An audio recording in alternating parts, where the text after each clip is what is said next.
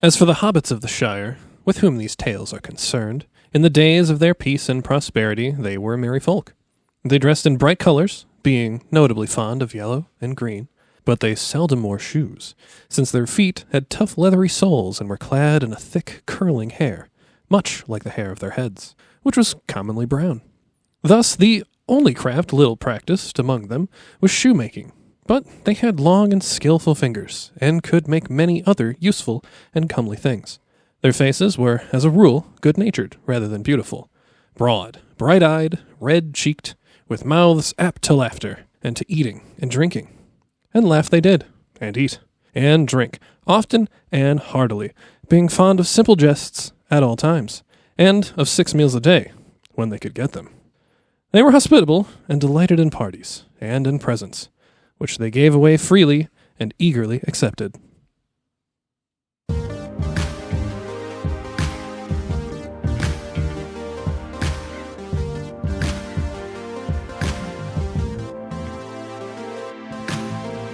Hey there, children. I'm Danny J. And I'm Joel N. I'm Trevor D. And we are, of course, Keep on Tolkien. Hey! Hey there. What? I don't know. I was like, I'm going to bring it in weird today. Season 9, baby. Hell yeah. Welcome. Off to a great start. Oh, if you're here with us today, then that means you're listening to us. You're listening to us, and good job. we're appreciative of that. And also, we did survive our 100th episode celebration. Yeah, this is our first episode beyond that. Beyond that, yeah, the new era. We survived. We did it. Yeah. And I'm delighted to be presenting you with the Trevisode for the first one. Trevisode 3 or 4? 4. Trevisode 4. Fuck yeah. I love Trevisodes. We're so proud of what we accomplished through that series, and now we're going to take things a little easy for the first part here of Season 9. We're going to, what do they say? Rest on our laurels. You ever heard that saying before? It means you just like, you take your foot off the gas for a little while. Yeah, but what is a laurel? Laurel, like those things that they put on your head at the Olympics. Oh. The laurel leaves. Well, how do you rest on that? I don't know. It's a figure of speech, Trev. Yeah, I mean, I know, but... But anyway, today we got a Trevisode of a game you may or may not have heard of if you're in the Tolkien community. Tales of the Shire, a Lord of the Rings game. Yeah, we were super excited, looking forward to this game. It got delayed several times. I remember there was a whole thing about it, yeah. But yeah, finally we got it. And, a little bit about it, right? So Tales of the Shire, or TOTS for short. We might just call it TOTS because it's really fun to do. It is kind of a fun acronym. And we're Minnesotan after all. We love our tots here. It's true. Yeah. And I made this joke earlier, but it's a Lord of the Rings game, so it's kind of like Loader Tots. Loader Tots. Loaded Tots. Loaded Tots. Such a good food. And we'll talk about food in this because hobbits like food. But by the way, whoever is out there thinking of making a Lord of the Rings themed restaurant with the dish Loader Tots, again, our litigious legal department, by the time you hear this, our litigious that will be copyrighted. That certainly exists. We totally our legal department. Yeah, we can talk though. We might make deals. Yeah, we might make deals. Well, call us. Hit us up. We're sellouts. We'll definitely deal. Have your people talk to our people. So this game, it's a life sim or life simulation video game. Is developed by Weta Workshop. I'm not 100% sure. Yeah, and it's published by Private Division. For PC and consoles. Mm-hmm. And you might recognize Weta Workshop because they're a New Zealand-based design studio that is well known for their work on the original trilogy and the Hobbit trilogy.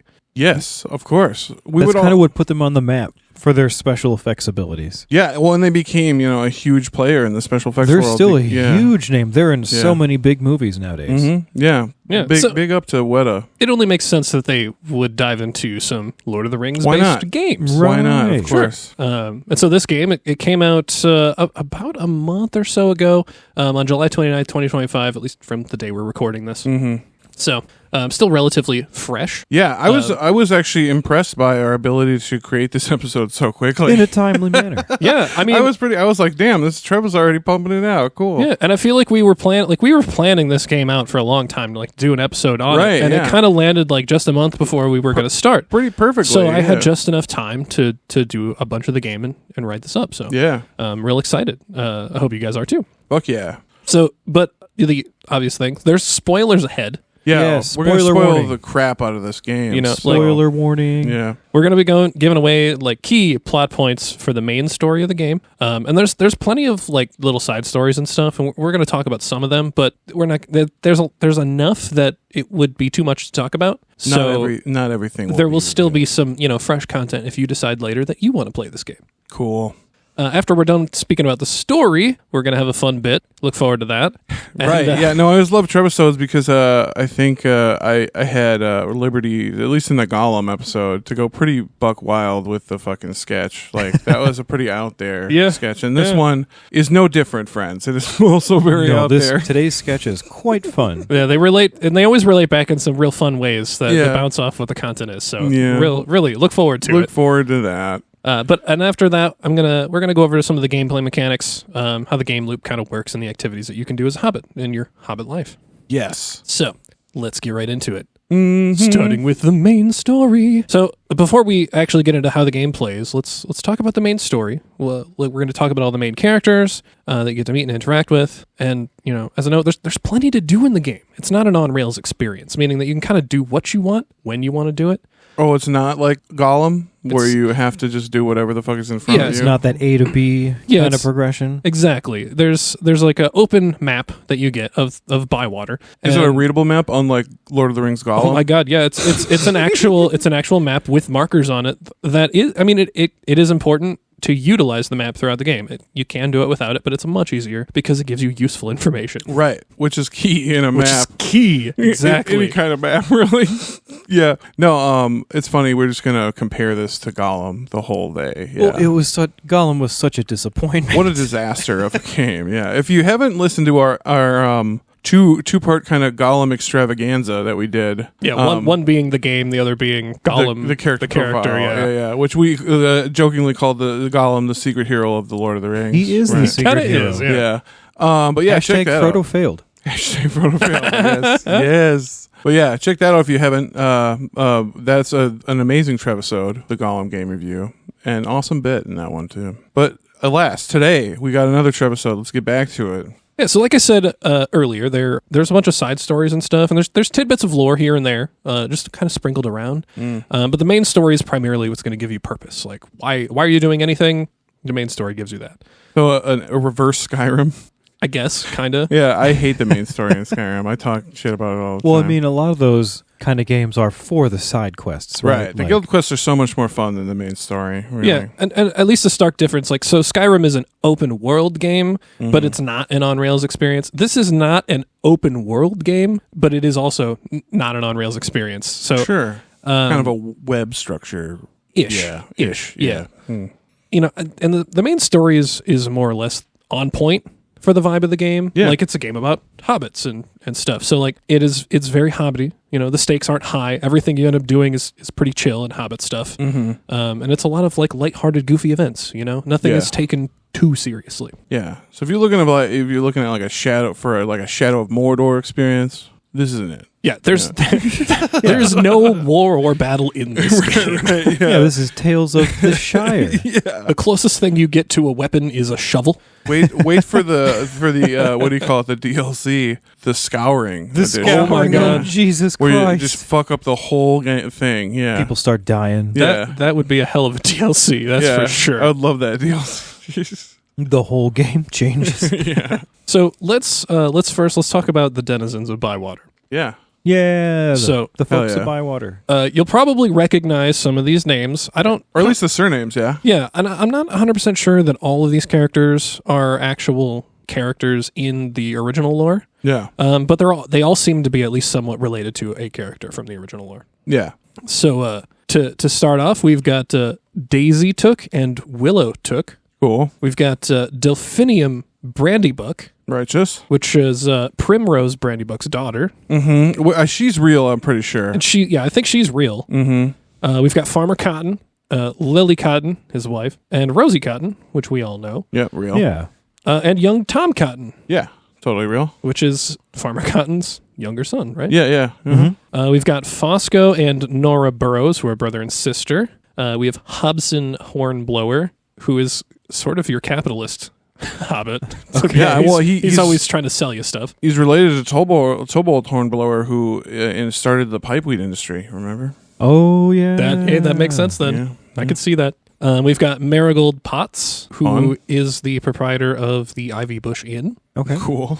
We have Neffy, who is a dwarf, the only dwarf in the game. Awesome. Neffy. And it's cool that they added, at least one dwarf. Yeah, because they're around in the Shire. Yeah, it's- They they're pass around. on the Great East Road all the time. yeah, it's known that they pass through. Yeah, I mean, how are you going to go from fucking Erebor to the Blue Mountains without going through the Shire? Good luck. Right, and honestly, just for fun, like Neffy's sort of thing is, she's like a traveling dwarf. She goes to towns and like works, does Or she's a things migrant for worker. them. Yeah. Yeah, and then like when she can't do anything more or craft anything more for that town, she goes on to the next. Move along. Yeah. Must be one of the Longbeards. Well, and that's what. Yeah. What? She's from the Blue Mountains, Oh yeah. if that helps.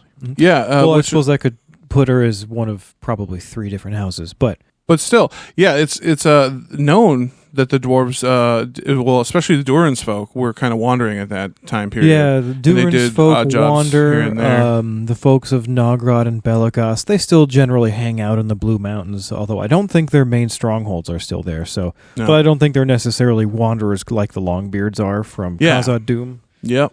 Yeah. So that's fucking cool, and it's a female dwarf, right? Yep, and she has a beard, Yeah. a full beard. Lore. Good. Not just like a little coming in beard, but like a full ass beard. Yeah, Right. yeah. Good, good. In this one respect, puts Rings of Power to shame.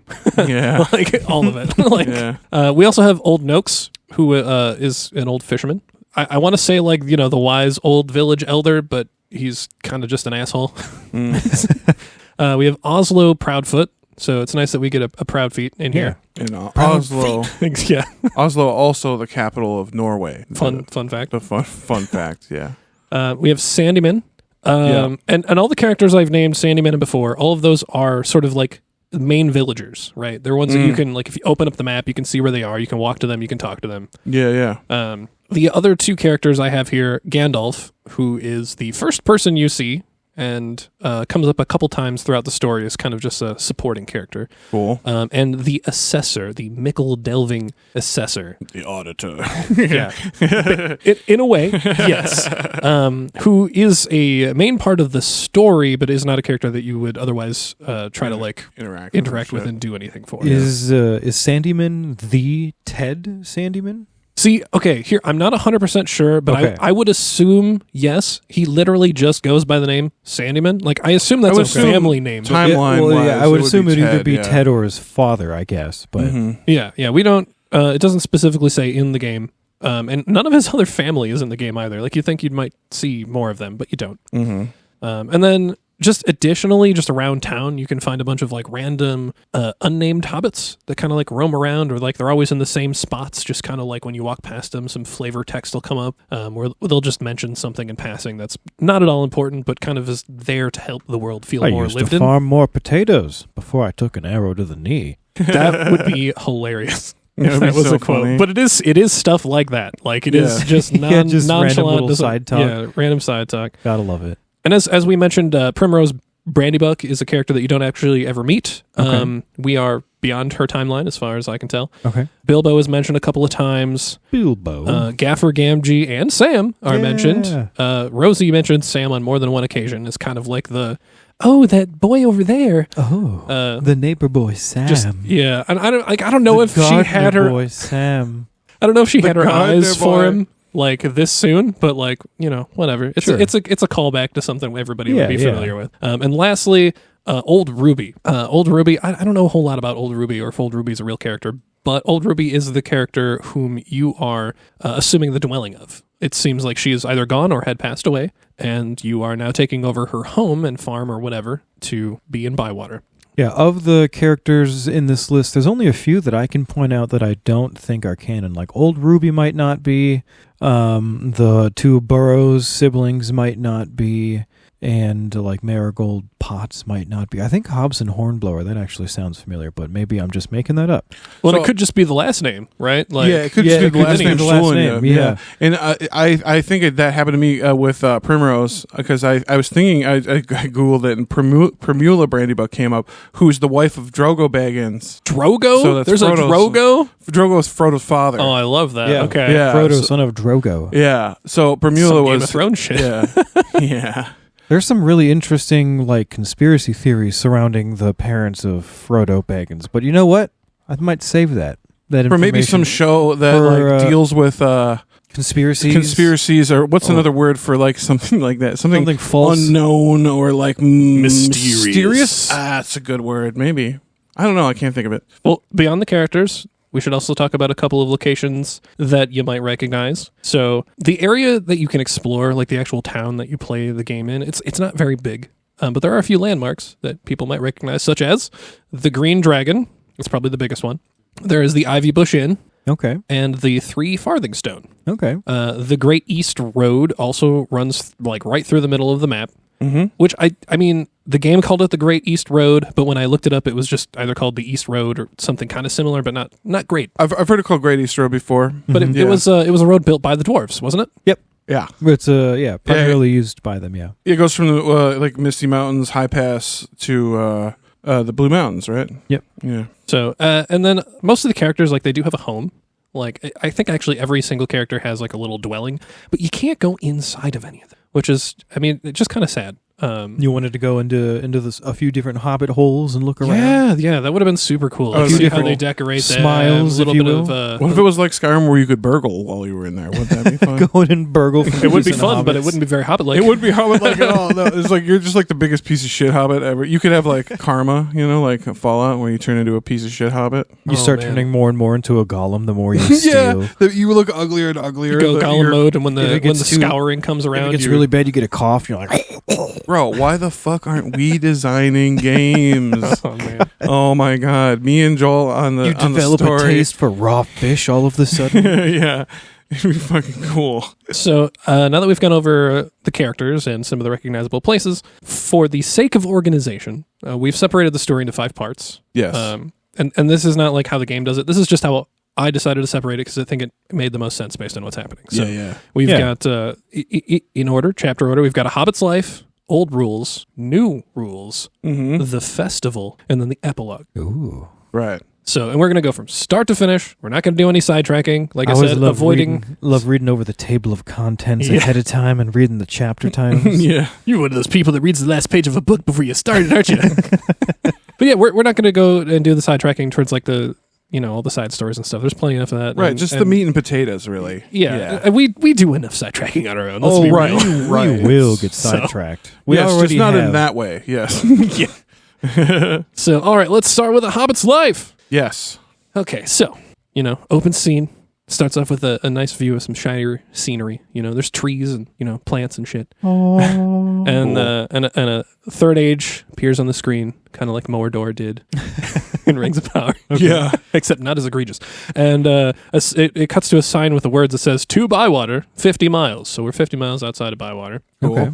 I don't know if hobbits actually use miles. Do hobbits use miles? They do. You do. Well, that's one of the measurements they might use. Okay, so this Yeah. sign makes sense then. But what was it? At the J.R.R. Tolkien exhibit, remember they had all those weird. Yeah, Yeah, they hobbits, had some especially smaller ones. specifically in the Shire, they do have their own measurements for things. Yeah, There's and they're, like they're strange, buddy. nails and steps and triple steps. And 1 all- foot, and- 2 foot, yeah, but like a hobbit foot, not like 12 inches foot. Yeah, It's but- all different. Yeah, he mapped it all out.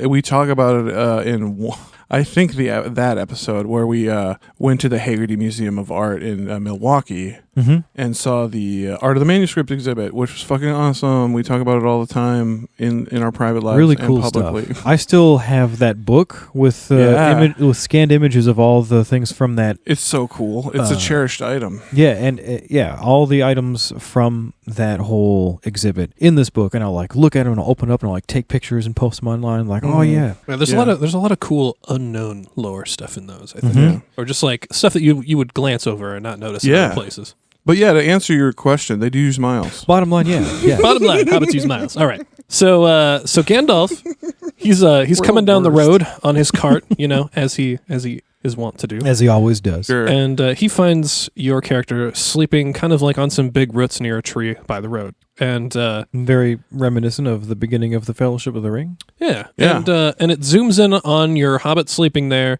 and then it cuts to character creation. Oh, fun. Fun. That's a cool place to. Yeah, and we'll go over the details of kind of what you can do in the character creation later when we're talking about the gameplay and stuff. But yeah, you get to pick a few options to make your hobbit, and then you get to name yourself. And one thing I really like that some games do, and this game does as well, is that it has a random name generator that has a list of a bunch of like very hobbit-ish names. And so I just you guys were there when I was streaming it. Yeah, you can, and it has like different. You can choose doesn't just randomly produce your first and last name. You can randomly produce a first name and then separately randomly produce last name, like mix and match them, wasn't it? Like, I don't know if it was. I think it was full name. Okay. To be honest, but either way, they were all really cool names, and I decided to settle with the name Andwise Bracegirdle. Hell yeah. Because I wanted a very Hobbit sounding name, and I liked that the game provided the ability to do that easy. And honestly, it was kind of impressive to see all the different versions of Hobbit like names that you could come up with. Yeah, it's pretty cool. If you guys do play the game,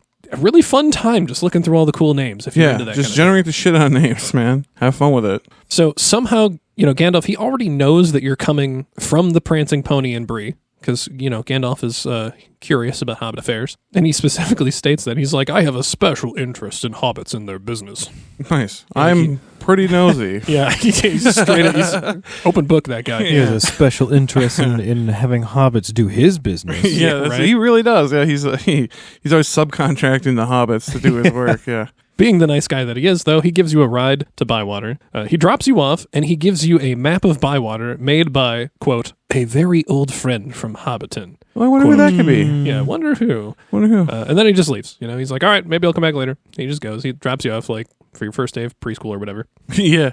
Did you take a photo of you, beforehand? It's funny, because my kid's first day of school was today. And back to school. Yeah. You always got to get that photo, you know what I mean? Back to school photo day For one. sure. So, yeah, you walk up the path that's nearby, and you meet Orlo Proudfoot, and he shows you the way to your new home, Old Ruby's place. Cool. And this place is absolute mess, right? It's in disrepair. Mostly the disrepair is on the outside. Nobody has tended to these gardens or whatever in ages. Yeah, no groundskeepers to speak of. And the inside, it's still kind of It's got a bunch of stuff in it, but it doesn't look like a mess. It looks like a hobbit hole, slightly disorganized. Sure. At most. So Old Ruby, did she pass? That's what I think happened. Okay. I think just throwing the old in there kind of implies. Yeah. Maybe she was. died. I don't remember if it specifically stated what happened to her, but it kind of seemed like it was. She is not around anymore. Yeah. Sad. So what if they just got tired of her bullshit and they kicked her out?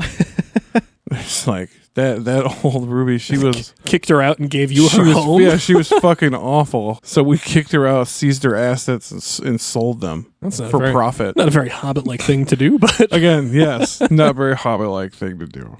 So yeah, after you go inside and you check it out, Orlo tells you that he is hungry. And so your first thing to do is to try your hand at using the kitchen. So you make a meal, you share this meal with Orlo, and then he shows you the mailbox, and he explains that he delivers the post, but he doesn't know exactly what a postman is. You ask him, he's a postman, but yeah, he's a postman in all but name, and he doesn't realize he just doesn't get it. Yeah. So from there, you decide, hey, let's go to the Green Dragon. You meet Lily Cotton, and after that, you find Farmer Cotton and Sandyman arguing whether or not Bywater is a village. Ooh, that's kind of fun. Right? Heated beef, this. All these places that we're already familiar with. Because, Bywater is, a little off of, main Hobbiton. Yeah. Yeah, it's just hop, skip, and a jump away. Yeah. I mean, Right people from Hobbiton visit Bywater, they go to the Green Dragon. It's a normal thing. For Minneapolis, St. Paul type situation. Close enough, yeah. Yeah. And we'll discuss this a little later, but Farmer Cotton and Sandyman have a long-running family feud. The Cottons and the Sandymans? Yeah, so this argument is it's really more than just whether or not Bywater is a village. It's old beef. It's old beef. It almost gets into their old beef, too? Okay. Yeah. So Sandyman claims that they're just another part of Hobbiton, while Cotton says otherwise. And Nora Burrows, she agrees that it must be a village, claiming that hobbits have lived in Bywater since the old king gave them the Shire to live in. Right, which happened, yeah. Yeah, so that happened. And her brother Fosco suggests that they should probably ask the official assessor at Mickle Delving. Like, hey man, can we officially be a village? Like, yeah. Mickle Delving, if you're unfamiliar with your Shire governmental organization, is it's the seat of government for hobbits. It's the capital of the Shire. yeah. I mean, they don't tell you any of that in the game. Oh, well, it is. Okay. Yeah, it's true. But you Yeah. just know that the official person is from there. Yeah, usually that's where like the big city fucking hobbits come from. Big city hobbits. Yeah. They have a museum in Mickle Yeah, Delving. they have a museum down there in Mickle Delvin. And just to clarify, it's the Sandymans that live in Hobbiton proper, right? And the Cottons live out in Bywater. Is that right? I mean, you wouldn't be able to tell based on how small the map is in the game, but to that point, Sandyman is like, yeah, we're part of Hobbiton. So I would gather a guess that if you looked at the actual map, it's probably closer to Hobbiton than the Cottons places. Okay. Yeah, whatever. Sandyman he's got some schemes in a way. Strange beliefs. Okay. Sandyman's got some ulterior motives. He sure does. We will get around to that too.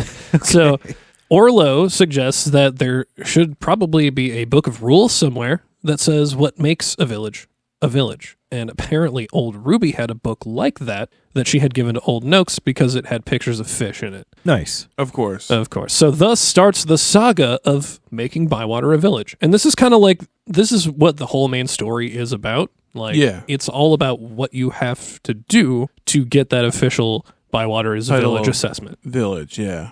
So the whole game is liberating Bywater from the Hobbiton overlords? I'm not sure that would be an accurate way to describe it. Oh, okay. That's how we're describing it. That's how we're describing it.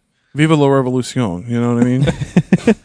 Very Hobbit-like to do. yeah, again. Yeah. It kind of is. Yeah. Well, they do rise up. They do rise You know up what I in mean? self-defense. Yeah, they do. Well, that's to come later. yeah. Sadder times. So in a very video game-like fashion, this starts a quest that involves you basically going everywhere. So Right. to try to find this book. So you go to Old Noakes first, and he says something about getting it wet and then giving it to Farmer Cotton. And then Cotton's like, Got oh, it all wet and sticky. I'm sorry. And then I gave it to Farmer Cotton. yeah. And then Cotton's like, oh, well, actually, I gave it to Delphinium Brandy Book. And then she's like, oh, but actually, I gave it to Willow and Daisy Took. And then they're like, oh my God, well, I think we actually gave it to Lily Cotton. This is the fucking Maltese Falcon? What Jesus. the fuck? And then Lily Cotton's like, oh, well, I mean, Nora and Fosco would probably know where it is. I don't have it anymore.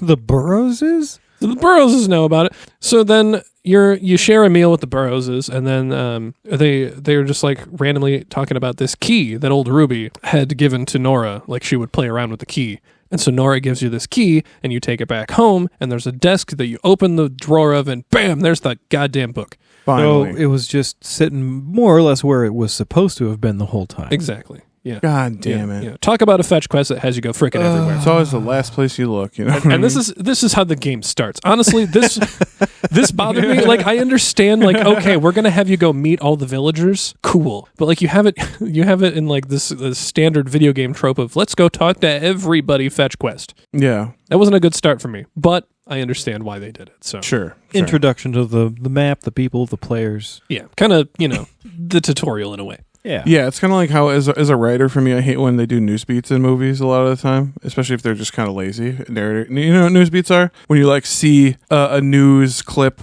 inside of a movie. You know what I mean? It's kind of like giving you some It's exposition. Yeah, it's exposition, but it's kind of lazy sometimes. Kinda the way they do heavy-handed. it. Yeah, it's kind of heavy-handed. So yeah, I get that. Like, but at the same time, I understand also as a writer why they're doing that. Yeah, it's way fucking easier than explaining a bunch of bullshit. Yeah. So and yeah. sometimes you just don't have time for that. You just Like, don't exactly. Yeah. Let's just say someone was reading a newspaper, put the camera right in front of the goddamn newspaper so that they can Yeah, read you the can hear headline. the subtitle, or you can just hear it in the background. This happened today. Yeah. I love that when you try to read the articles and stuff you see in movies, and Oh, I it's do just- that all none of the it time, none yeah. of it matches anything that's happening, or it's Yeah. some bullshit that it. Yeah. Anyway, so that's the first part of Hobbit's life. We're moving on to chapter 2. Chapter 2. Old rules. The old rules. So Orlo, he writes to the assessor in Mickle Delving to see if Bywater can fit the criteria to be a village. And after reading the book, it states that they need to do a few things in particular. One thing is to establish clubs, so hobbits can learn skills from each other, kind of like, I don't know, like apprenticeships and things like that. So Sure. like, Sure. somebody leads the clubs and then teaches other hobbits things so they can all get skills.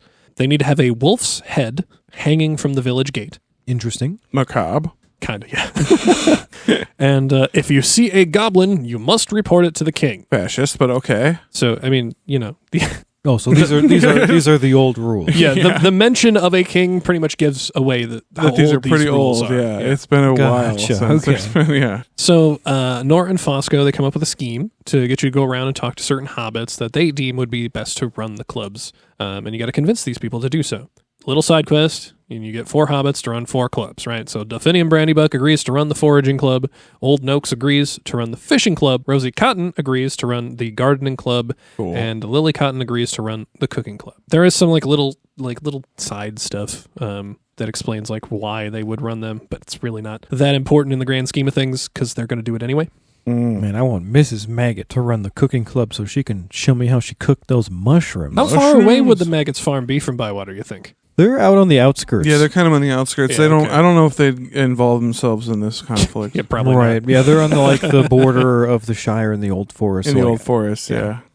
Finally, you go and you talk with Marigold, and she sets up the old club boards, which are they're just a place for the clubs to post jobs or challenges or whatever that you can accept them and turn them in. It's simple stuff like grow this plant, fish that fish, pick up this mushroom, that kind of stuff. And it's just part of the gameplay loop that we'll talk about later. But yeah, that's just kind of the purpose that it serves. And those boards are all up at the Ivy Bush Inn. Cool. So you then go through some efforts to obtain materials to craft a wolf head ornament. Oh, so you don't actually kill a wolf, you craft an ornament? Well, right, because it's actually mentioned that wolves haven't been in the Shire since the fell winter that was nearly 100 years ago. At this You time. wrote that episode, Joel. That's right. You should remember that. Yeah, what, episode 76, Fellwinter's Middle Earth? Yeah. Yeah.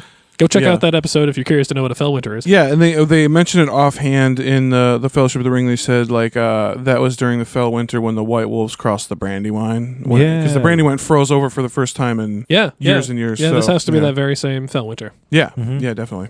So most hobbits that you talk to, because you're trying to figure this out, they Yeah. have no idea what a wolf looks like because they've never seen it, and First world problems. yeah, yeah, no kidding. So Fosco, he crafts a wolf head using the description of wolves that you get from other hobbits, because some of them are oh, my grandma must have Oh, that's kind of funny. encountered a wolf, Sure, or okay. this is Yeah. how they described it. That's how it's going to be when we describe elephants to Generation Alpha Right. or Delta or wherever The fuck- Tasmanian devil.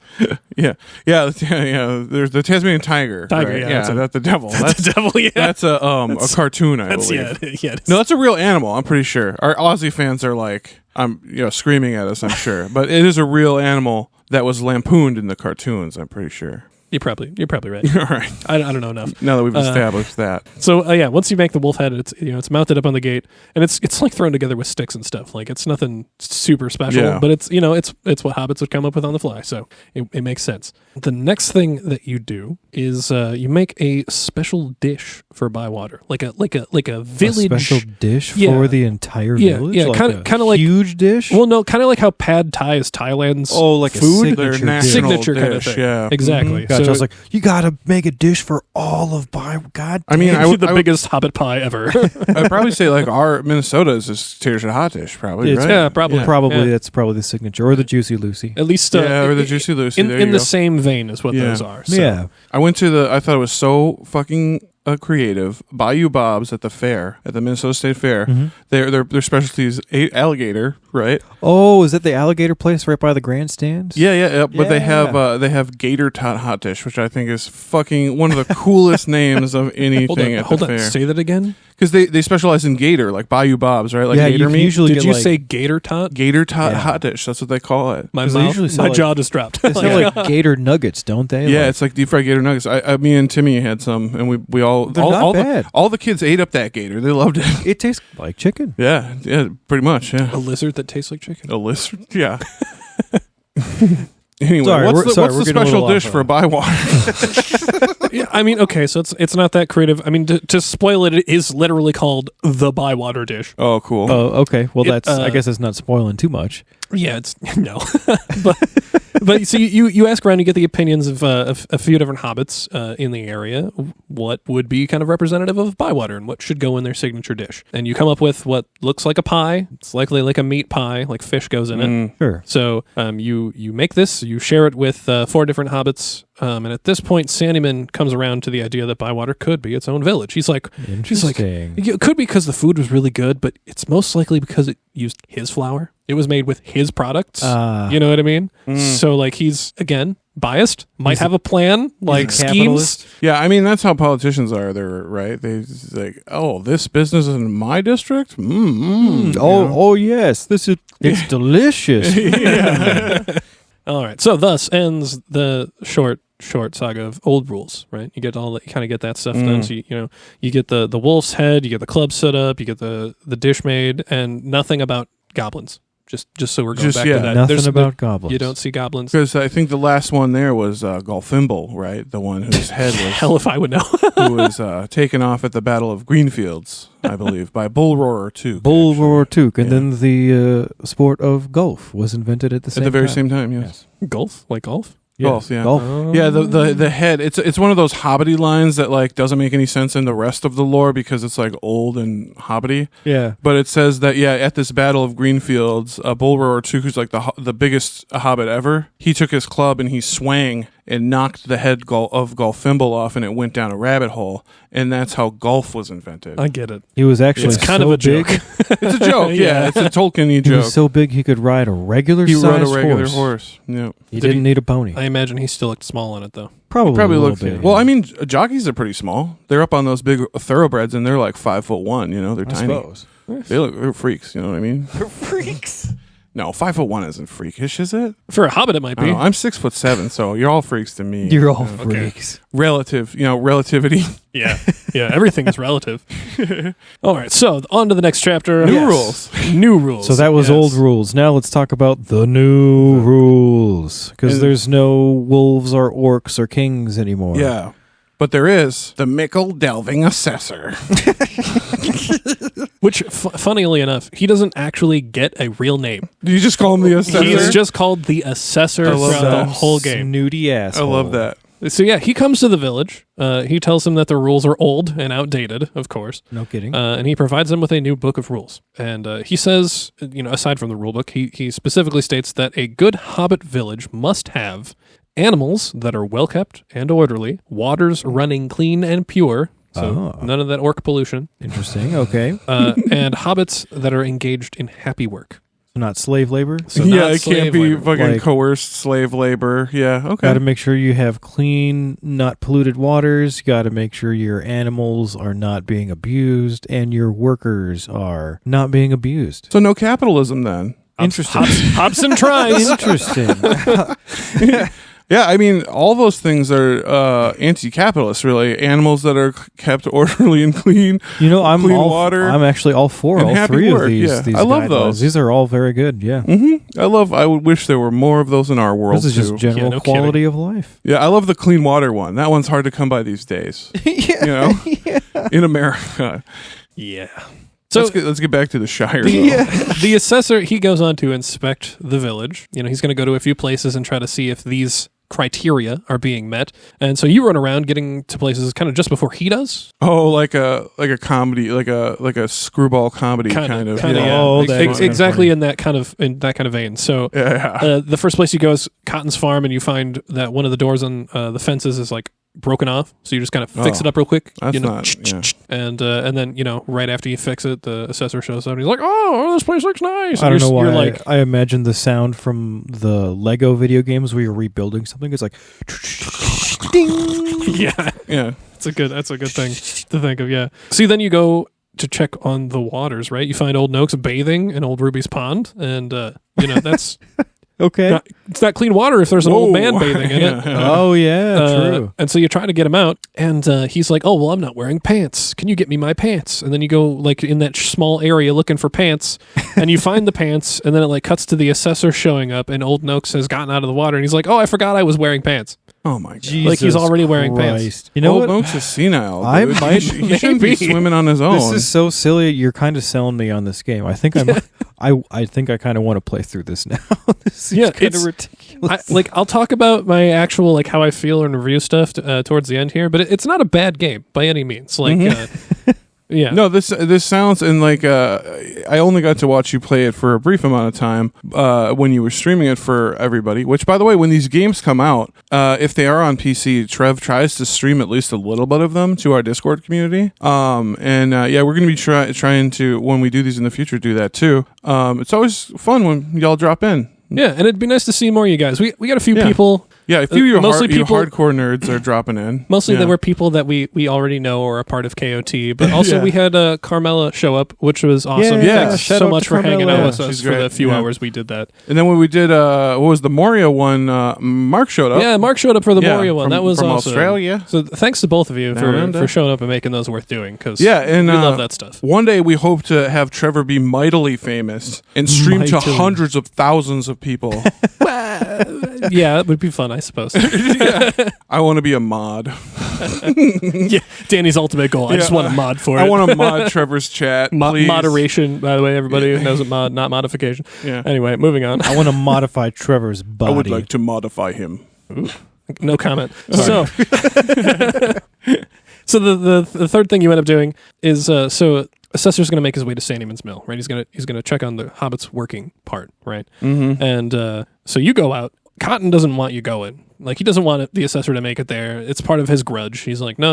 Like, you can't let him get all the way there. He's going to see some awful, terrible stuff or whatever. Yeah. And so you go ahead, and there's like a cart, and you find Orlo kind of like chilling there, and you decide, hey, well, what's the best way to do this? Well, we'll use this cart to block the road, or we'll find something. And so you leave Orlo to it, and you start walking away to go check and see where he is. And he's like right up the road, like almost there.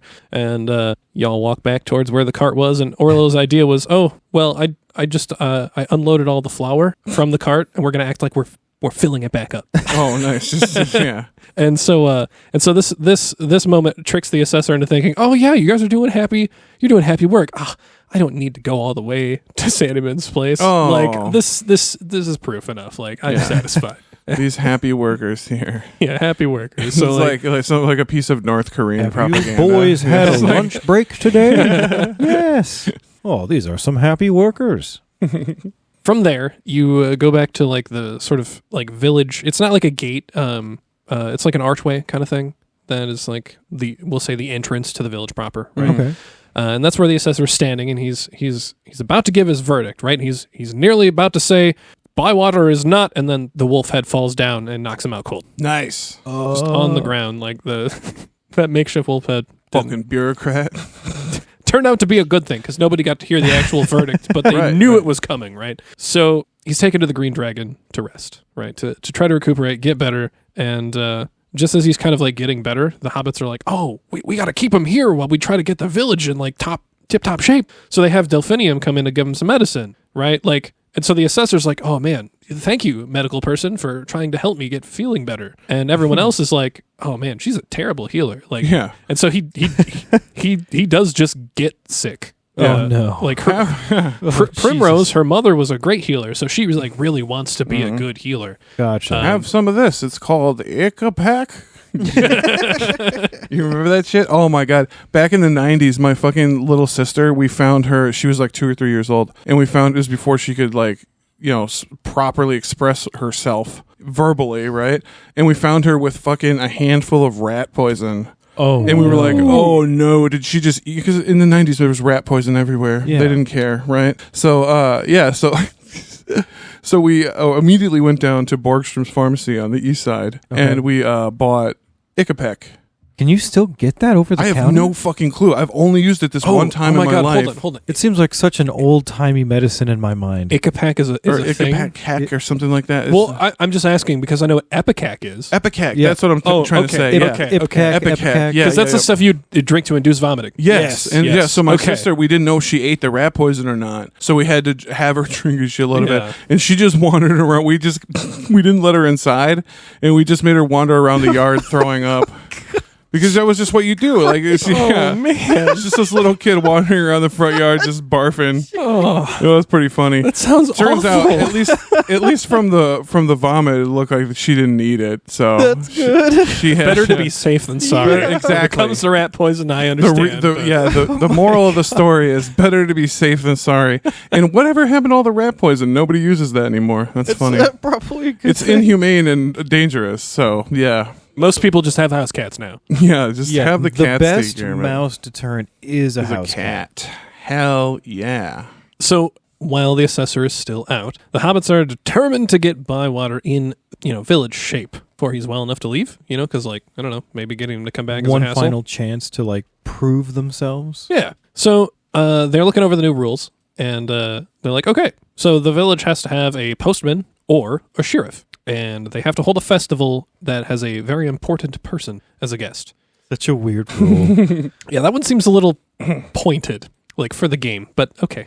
So the assessor, he also serves as the Mickle Delving postman. Okay. But since he's sick, he can't really do his work. So Orlo volunteers to do the postwork for the assessor in Mickle Delving, since he knows how to do it all. And but it's going to spread him pretty thin. So you offer to also help deliver some of the Bywater post. Nice. And so you go around, you deliver a few different letters to different people, and one of them you give to Rosie Cotton is from Gaffer Gamgee. This is one of the parts where another outside character you never meet is mentioned, and he sent her some seeds for the gardening club. Nice. And Samwise also has a little spot in the letter where he just says, "Hello, Rosie." Ooh. How nice. Oh. They're already smitten with each other, and they're in their tweens. That's pretty cute. Yeah, they're twins. Yeah. Yeah. So Little cameos from the main. Well, not full cameos, but sort of. A little Sort of written cameos from little the main Easter characters. egg there. Yeah, Easter and eggs. I mean, as far as I know, the lore doesn't specifically say that this is in the making already, with the whole them being smitten for each other. But it's a neat callback to things that people would already know about. They're at least friendly Lord with of the each Rings. other. Yeah. Yeah. Later, the assessor is well enough to come out of the Green Dragon, and out of thanks to Orlo, he officially makes Orlo the Bywater postman. Yeah. So, Now Orlo is a real postman. yeah, he'd never met one, and now he is one. Who knew? Oh my God! You remember when we were? Me and my friend Joe, we had come up with what we thought was an idea. Or no, it wasn't Joe. It was Thomas. Me and my friend Thomas, we came up with an idea what we thought was a great idea for a movie about a post, because we were talking about how badass the post office is. Like rain, sleet, or snow, they deliver the fucking mail, right? Yeah, dude, the U.S. Post Office is legit. They're badass. They are severely underfunded. The only government Severely is an understatement. Yeah. the only government organization that actually rules. The only one that's worth yeah, their goddamn salt. yeah, is the post office. Yeah, we love them here. But yeah, what was I saying about the post office? Oh my God. A movie about a post office? We had the idea to do this post-apocalypse postman, right? Like a Mad Max thing, but a postman. And then Ruru is like, that's already a movie. And I was like, what? And he's like, yeah, it's called The Postman, starring, guess who? My fucking nemesis, Kevin Costner. I was so mad. I was like, you're telling me there's a goddamn Kevin Costner movie? I just wrote a Kevin Costner movie? God I was damn so it. mad. I'm a hack. Honestly, I'm such a fucking hack. just tweak it a little bit, put it in the Mad Max universe. Yeah. And do Postman for Mad Max. No, I was just so mad. Witness me. Deliver the mail. Yeah. Witness me. Witness Deliver me. your package. As you, Chuck's packages on doorsteps. As a sort of side effect of Orlo being made the postman, his home is now the Bywater post office. Oh, okay. Cool. He lives there now. Yeah, well, I mean, having your home turned into a government building kind of is probably a vibe. I think that's against the Fourth Amendment, isn't that? The quartering of soldiers or searches and seizures. Is this isn't Bywater. America. This is That's right. Bywater. Everywhere's not America. I forgot. I'm Hobbiton, American. even. Oh no. So his house is now the post office. Yeah, his house is now the post office. Okay. So from here, the assessor's like, he wants to leave and everything, but the hobbits are like, oh, no. You look pale. Like, you should probably still rest. And he's like, all right, fine, whatever. I'll go back in. So the next day, Gandalf comes to town. Like, this is the first time he shows up since the very beginning of the game. Okay. And, he hides his identity from everybody. He's like in the town square, like talking to everybody, and they're like, oh, you're Gandalf. And he's like, oh, no, I'm not Gandalf. That guy sucks. That guy, I'm actually he's a little bit taller than me. Like, that's not me. He's like, I'm just an old gray wanderer along the road. Like, Sure.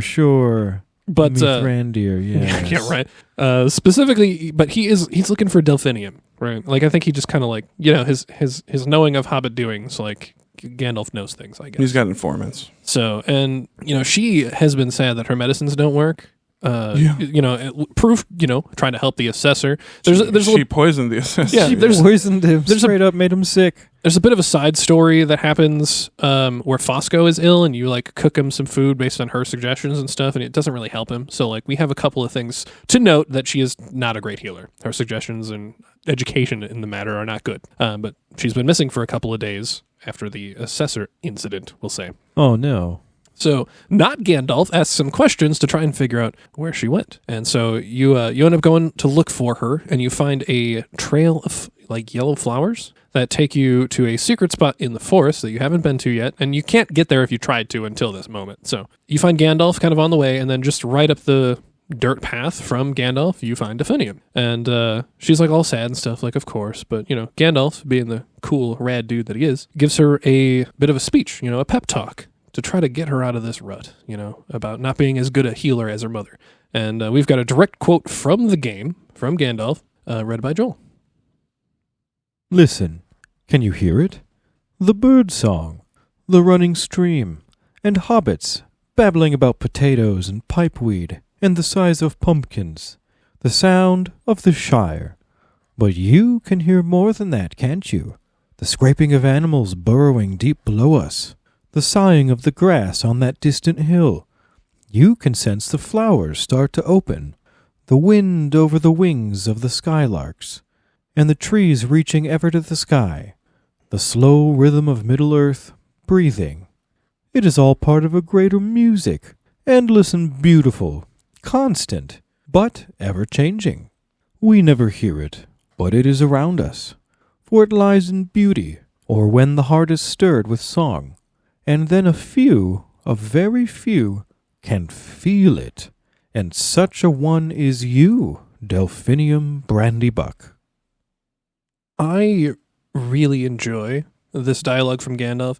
Like, I feel like one of the things a lot of people think of when you're thinking of, like, Lord of the Rings is, like, a lot of, like, really, like, taller-than-life characters and saying, like, taller-than-life things. Yeah. And Gandalf tends to be one of those characters, and, he often says stuff like this. And you don't get a lot of dialogue like this from the hobbits in the game or anything like that. It's, usually a casual, like, the goings-on and what have you. But this really stood out to me. It's a very Gandalf thing to say, and it's some great original writing from the team. It was really cool.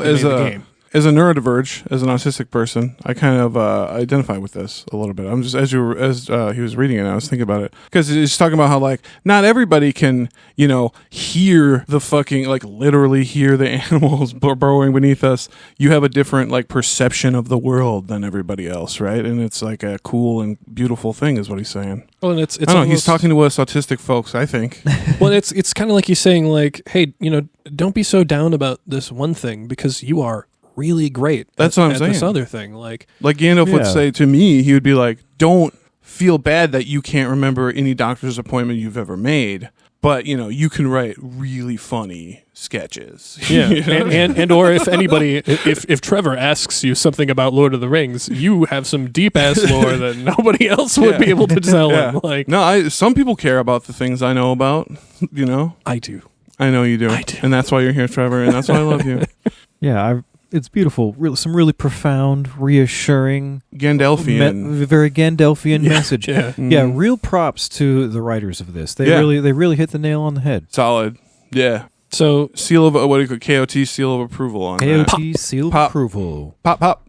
So after this speech that Gandalf gives her, she does feel better, and then you go home and Gandalf leaves, and that's kind of the end of it, right? It sort of ends kind of abruptly, like you don't get any more resolution than that, but it's enough, right? Mm. At this time, the assessor, he's missing home, and he wants a spicy pie. I guess that reminds him of home. So Lily Cotton asks you to cook one up for him. You make it, he eats it, and is then again convinced to stay. The argument is not really anything at this point. It's kind of just, it's just kind of stay. Like, yeah, just please stay. We made stay. you this delicious spicy pie. Spicy pie. Yeah. Yeah, so he stays, and then just a little bit later, like, and these are all like kind of like in succession. Like everything that we're saying is in chronological order, so just keep that in mind. So he later says that he is homesick. So this happens basically right after the spicy pie, and he's like, I'll stay and rest it more if you get me another meal, a salty one this time. So all right, you give a mouse a cookie. Yeah. Yeah, hobbits love food, right? So this sure do. This makes enough sense as a plot point to hand wave it away as whatever. Mm-hmm. All right, so the assessor gets this fine, salty meal, is pleased. And so then the other hobbits, they meet up to discuss why Sandyman has been all buddy-buddy with the assessor. Because apparently he has been behind the scenes a little bit, right? So they deduce that Sandyman, he wants to be the sheriff, right? Because the price of flour is set by the sheriff, and who mills flour? Frickin' the Sandymans. Wow, Fucking this is corruption.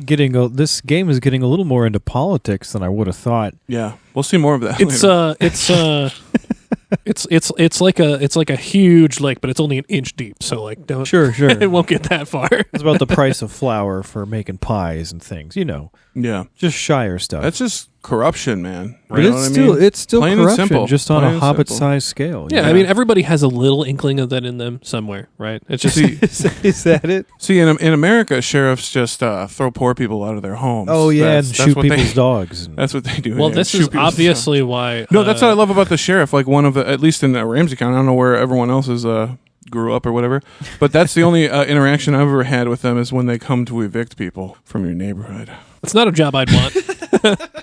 That's for sure. Yeah. Yeah. So yeah, they deduce that he wants to be sheriff, and but they all kind of just decide they're like, oh well, like I'm too busy. Like I can't be the sheriff. Like Yeah. like nobody could actually like no, we're all too busy. So they decide, all right, so we got to buy some time, right? And the way that they decide to do that is making a third meal for the assessor. Nice. Oh, What better way to get a hobbit to right. stick around than constantly feeding Another them? fresh hot meal. And, so you make the food. Everyone gathers together after this. And at the suggestion of Sandyman, he says that the assessor says that Sandyman should be the sheriff, because he's been all buddy-buddy. He's like, yeah, this is a good guy. He could do this job. Oh no! Oh no! Not Sandyman. Again, they're all gathered together. So like Farmer Cotton, he's kind of panicking or whatever, and he's Yeah, like, "Oh well, no actually, kidding. we already have a sheriff. Like he can't be the sheriff. We have one. It would be taking somebody else's job. Like you can't do that. It's Orlo. Orlo's the sheriff. Of course. And points right at him. Yeah. Orlo that is guy. Orlo is everything that he doesn't know he is. Yeah, he, basically, that's his whole life in a nutshell. Yeah, Orlo's like, okay, just kind of like goes with it, I guess. And they have a small contest of what I would call ethical questions between Sandyman and Orlo to prove which hobbit fits the criteria of, quote, someone with good reputation in the village. Isn't this what Okay, happens at the end okay. of Billy Madison, right? They have like an ethical debate or whatever. I'm pretty sure it is.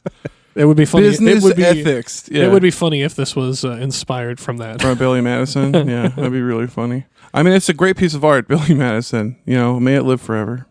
So they everybody gathers together. Both Sandyman and Orlo are like on a small stage, and the assessor asks them, I don't know, like 4 or 5 questions. And Sandyman, Real thorough. yeah, Real yeah, thorough. yeah, real Yeah. thorough, real hobbit deep. Yeah. And Sandyman completely botches his attempts. Everything he says is like selfish and rude. Kind of like, oh well, you made this problem, it's yours to solve. Like I'm not gonna help you. Gotcha. Okay. So he's just showing off how he's an asshole. Yeah, basically. Orlo gives good answers, and Sandyman, like being upset about this whole thing, he just dips out. He's like, oh fuck this, I'm out. Like he just leaves. And it takes a little bit of reassurance from the other hobbits. But Orlo's like, okay, all right, I can be both the postman and the sheriff. I can be the only hobbit in this village to work 2 jobs. That's cool. He Why is not? working pretty hard for his fellow hobbit. Yeah, but he loves it. He loves Yeah. his work. He's like model hobbit, for sure. Yeah. What a great worker, that guy. Yeah. He's like a piece of Soviet propaganda, loving his job. Right. Just loving I it. mean, his job is his life, and that's what he knows, and that's what he does. And, the village is better for it. Let's be real. Yeah. Agreed. And that ends the new rules portion of the story. We move on to the festival. Nice. I'm excited for this. I This can't wait sounds for this this. sounds eventful. It does. Let me guess. There are going to be fireworks And food. and food and Gandalf. Maybe all. These are maybe all the I have above. not gotten this far in the game. These are all guesses, but let's find out. So finally, after all of that, you end up sharing a meal with Nora and Orlo. And while you talk, you decide it's time to hold this festival, right? Like we've got the postman, we got the sheriff, we got the clubs. The village is right on its way. We just got to get this festival with our guest of honor, right? They decide that they want Gandalf to be the special guest. So, Aha. there you go, Joel. And it's a criteria, remember, that it has to be a special guest. So they decided to lure in Gandalf. They probably should cook him his favorite food, right? What is Gandalf's favorite dish? I kind of wonder. Hash brownies. What's their Are you take kidding on me? this? It's definitely hash brownies. I would think they'd be pipe brownies. Yeah. It's pipeweed, you know. I wonder if we never find out if you can make long bottom leaf into edibles, do we? I don't know if we know that. So apparently, Old Took used to make a dish that Gandalf really liked. Yeah. Okay. So you decide to ask a relative, Willow Took, about this very dish. Yeah, I assume she's one of the many descendants of the old Took. We'd have to assume her and her daughter, right? Mm-hmm. So Willow offers to write to her family in Tookborough to see if they still have this recipe, because it's a very real thing. And she then offers to help with the festival decorations, because Kick ass. she's her whole like business type deal is like she's sort of the carpenter, Interior decorator. interior, Or just okay. decorator, yeah. Well, I wouldn't say quite decorator. Oh, okay. That's more Fosco's thing, but that's Sure. that's getting into more of the weeds. So, Okay. but yeah, she's got like her whole like carpenter woodman thing going on out in the woods. So Willow. yeah, right. You see it? You see it? It's very on point. Anywho, so she decides, she'll help with the festival decorations. She gets you to get Fosco to help with decorating the village, because his sort of deal, like him and his sister, they run a shop. He sells a bunch of like furniture and things, and she sells clothing. So cool. And that's like in the game where you would go to obtain like decorations for your house or different clothes for your hobbit to wear. A little boutique thing. Yeah, a little boutique thing. And like Yeah. you can earn money in this game by like selling things, but it's very much not a focus of the game. Money is a thing that you need to continue, but it's not something you can amass a bunch of to get better. This is an anti-capitalist game. I love it. Yeah. It's very We're much just like unreal. it's a side gig. We're unraveling this socialist onion here. Hobbits are socialists, yeah. So Fosco has some bunting and Willow has poles. And so you help to set these up in different parts of the village. You put up the poles, you put up the bunting. And when you're all done doing that, Willow comes over and she's like, oh, hey, I found the recipe. Doesn't sound like she needed to write her relatives at all. Cool. And the sort of ironic thing is that you already know the recipe. It's the fucking Bywater dish. Oh. What? It's that Wow. it's that thing you accidentally came up with by talking to other hobbits earlier. That pie thing? The pie, yeah. Oh. The meat pie. Oh. Apparently Gandalf is real big into meat pie. Wait, so you're telling me that you okay. independently came up with the idea for the Bywater dish, just as my friend Thomas and I had independently come up with the idea for the film The Postman? That's right. It's the exact same. The exact same way. That's what I thought. Thanks for clearing that up. So yeah, since it's all this convenience is now in your ballpark, you're like, all right, cool. You'll cook one up and you wait for the festival to start. You know, I can get behind Gandalf's favorite dish being a pie. I would assume since he's a road guy, he's always on the road. I assumed it'd be like some kind of like a hash or something simple, maybe like everywhere makes bread, right? yeah. Like bread is a staple in a lot of Most cultures most have cultures. some type of bread, yeah. Yeah, so it makes sense. Just put stuff inside of Pie. bread. That's Yeah. that makes a lot of sense. Why not? And Gandalf, I would be willing to bet, is very versed in pies Mm-hmm. and or other pastries. Yeah. You know what we don't do more of in America? That's kind of shitty. Meat pies. There's not a whole lot of meat pies here. There aren't a lot Is it around sweet here. pie? A lot around here, when you hear pie, it's usually a dessert reference. Yeah, like a fruit pie. Trev, did we stop at Betty's Pies when we were up north? No. Betty's Oh, Pies. shit, we didn't? Up on Fuck. 61. Yeah, No, I'm so I think mad. there's a donut place up there too that Dude, next time we go up north, Trev, we got to go to Betty's Pies. It's world famous. When me and Mallory did our mini honeymoon up 61 for a few days, Yeah. like we drove all the way up to the top, and we took a couple of days driving down and hitting up the different waterfalls going into the lake. Yeah, do a waterfall And- tour of yeah. North Shore. It's crazy. But by the Hundreds of time them up there. I think it was almost like almost a week long we were doing that. It was like 4 or 5 days. And by the end of it, you know, Betty's is kind of down toward the south end of 61 when you're It's like getting back. Lutzen, I think it's in. Yeah, you're getting back close to Duluth and stuff. So Yeah, we you're kind not of far. hit it on our way out on our last day. Mm-hmm. And oh my God, when we went in there and got seated, we finally realized how badly we stunk. You ever And being out on the we road? had just been like sleeping out in a tent for the past like 4 no. days, doing hiking and shit, and like anyway. Just stinking up the Betty's Pies. Yeah, stinking up Betty's Pies. We could tell because the waiter definitely gave us a little look, and like Aw. people around us you could tell could smell us, and we were like, "Oh, Didn't you dear. go to the COVID window? Did you see that they No, added a COVID no. window? Because Betty's Pies wasn't about to stop selling pies Oh, during hell COVID. no. Fuck that shit. They're world famous, dude. They got to sell those pies. So they had like a little deli window, or a little like walk like a up to-go window, like a walk-up walk-up window?" Yeah. That's honestly great because Great that place idea. is so damn busy. Like, So busy all the time. and if anybody's Yeah. traveling ain't going to go anywhere. You're one of the places they're Yeah. probably going to stop, except in our case, apparently. Yeah. We forgot. we forgot. We might have been broke or something. I don't know. We weren't broke. I don't know why we didn't stop at Betty's Pies. Too busy. Yeah, you know, I took you to a bunch of other It was places. my first time up north, so it makes sense Yeah. we would miss some things. Yeah, that was so much fun, Trevor. Wow, we should go up north again. Do it again, yeah. Yeah, that So- was a really Minnesotan sidetrack conversation. Yeah, Love Betty's that. Pies. Betty's And Pies, sorry. check that out. They don't pay us. They don't. They're just They really don't- good. They're just real good. But hey, speaking of pies, this Bywater dish is made, Yes. right? Yeah. And I don't really, like, I didn't notice if it was said anywhere else, but that is what lures Gandalf, I guess. Like, I don't know that anybody had, like, post to be able to write to him or wherever he is. So, like, if I think it's happens it's to kind of show up. assumed that Gandalf's To knowledge... summon him, you leave it out on the windowsill. And Something, man. He comes looking. Gandalf is so deep in the Hobbit's dealings, like a shadow government thing, He is, that he yeah. just like, oh, they're making me a pie. I should probably show up for that, right? I guess I assumed it was more of like a sixth sense. Like he's like the meat pie boogeyman. Like you put it in the window, and if you're not careful, Gandalf will come get it. Yeah. Like Hey, you know, I like to it's think it's like Gandalf says, right? A wizard shows up like right on time when he means to. When he means to, or whatever, yeah. whatever the exact quote precisely is. when Like, he he comes the whenever he wizard is wants. Never That's late. what- He wants. Bottom line. that's Gandalf. I come wherever I want. Whenever I want, wherever. Anyway,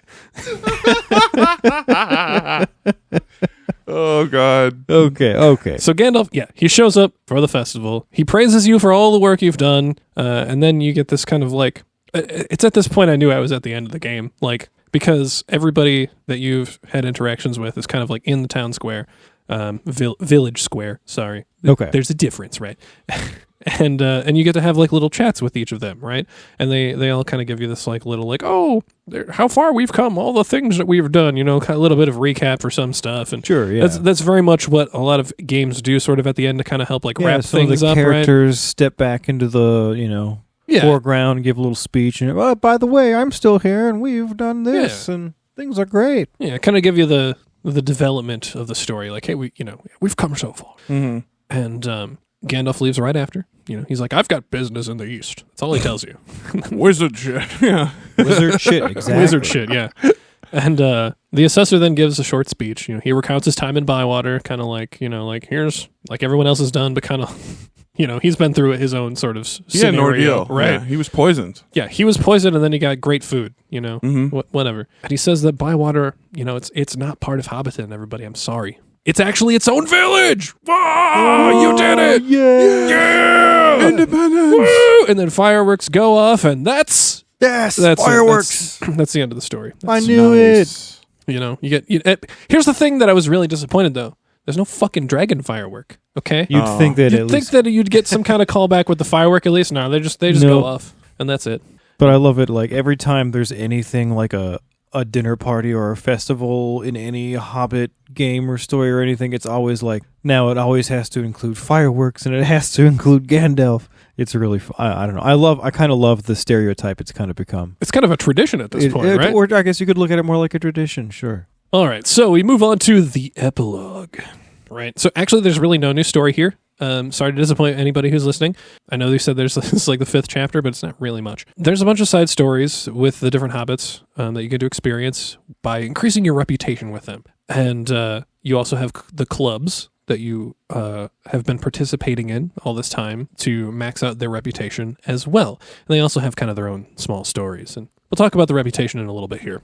But there's also like little landmarks or little like tiny cutscenes that you can find, and you've been able to find these the whole time, like throughout the story. Like they're in different places to just kind of like, oh, like like maybe you're down by the docks and it's like, oh, the river is so pretty, and you get a couple of options to kind of like reminisce about Oh, like Bree and some other stuff. So just like fun little like tidbits or like ways to give some lore information. It's filler, really, is what it is. Yeah. Okay. It's side stuff, but that's kind of all there is to do once you've done the main story. Is just the bit of side stuff. sure. So that concludes the whole regular main scenario of Tots. Tots. Covered.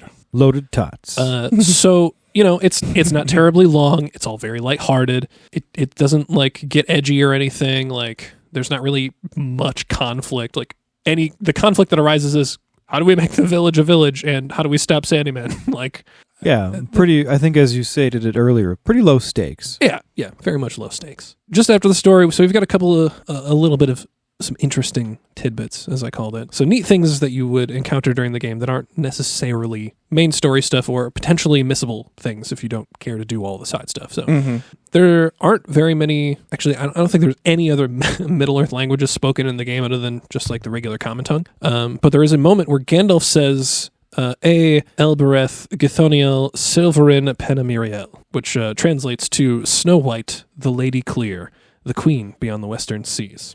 Hell yeah. Oh, yeah, that's from the Elven Song of Elbereth. Yeah. Certainly is. Directly from. In this moment, he's talking about Arundel's star, right? And quote from Gandalf, "It is a Silmaril, a jewel burning with living light, more beautiful than the sun or the moon. It is bound to the brow of a great mariner who sails across the night in a ship of silver and elven glass."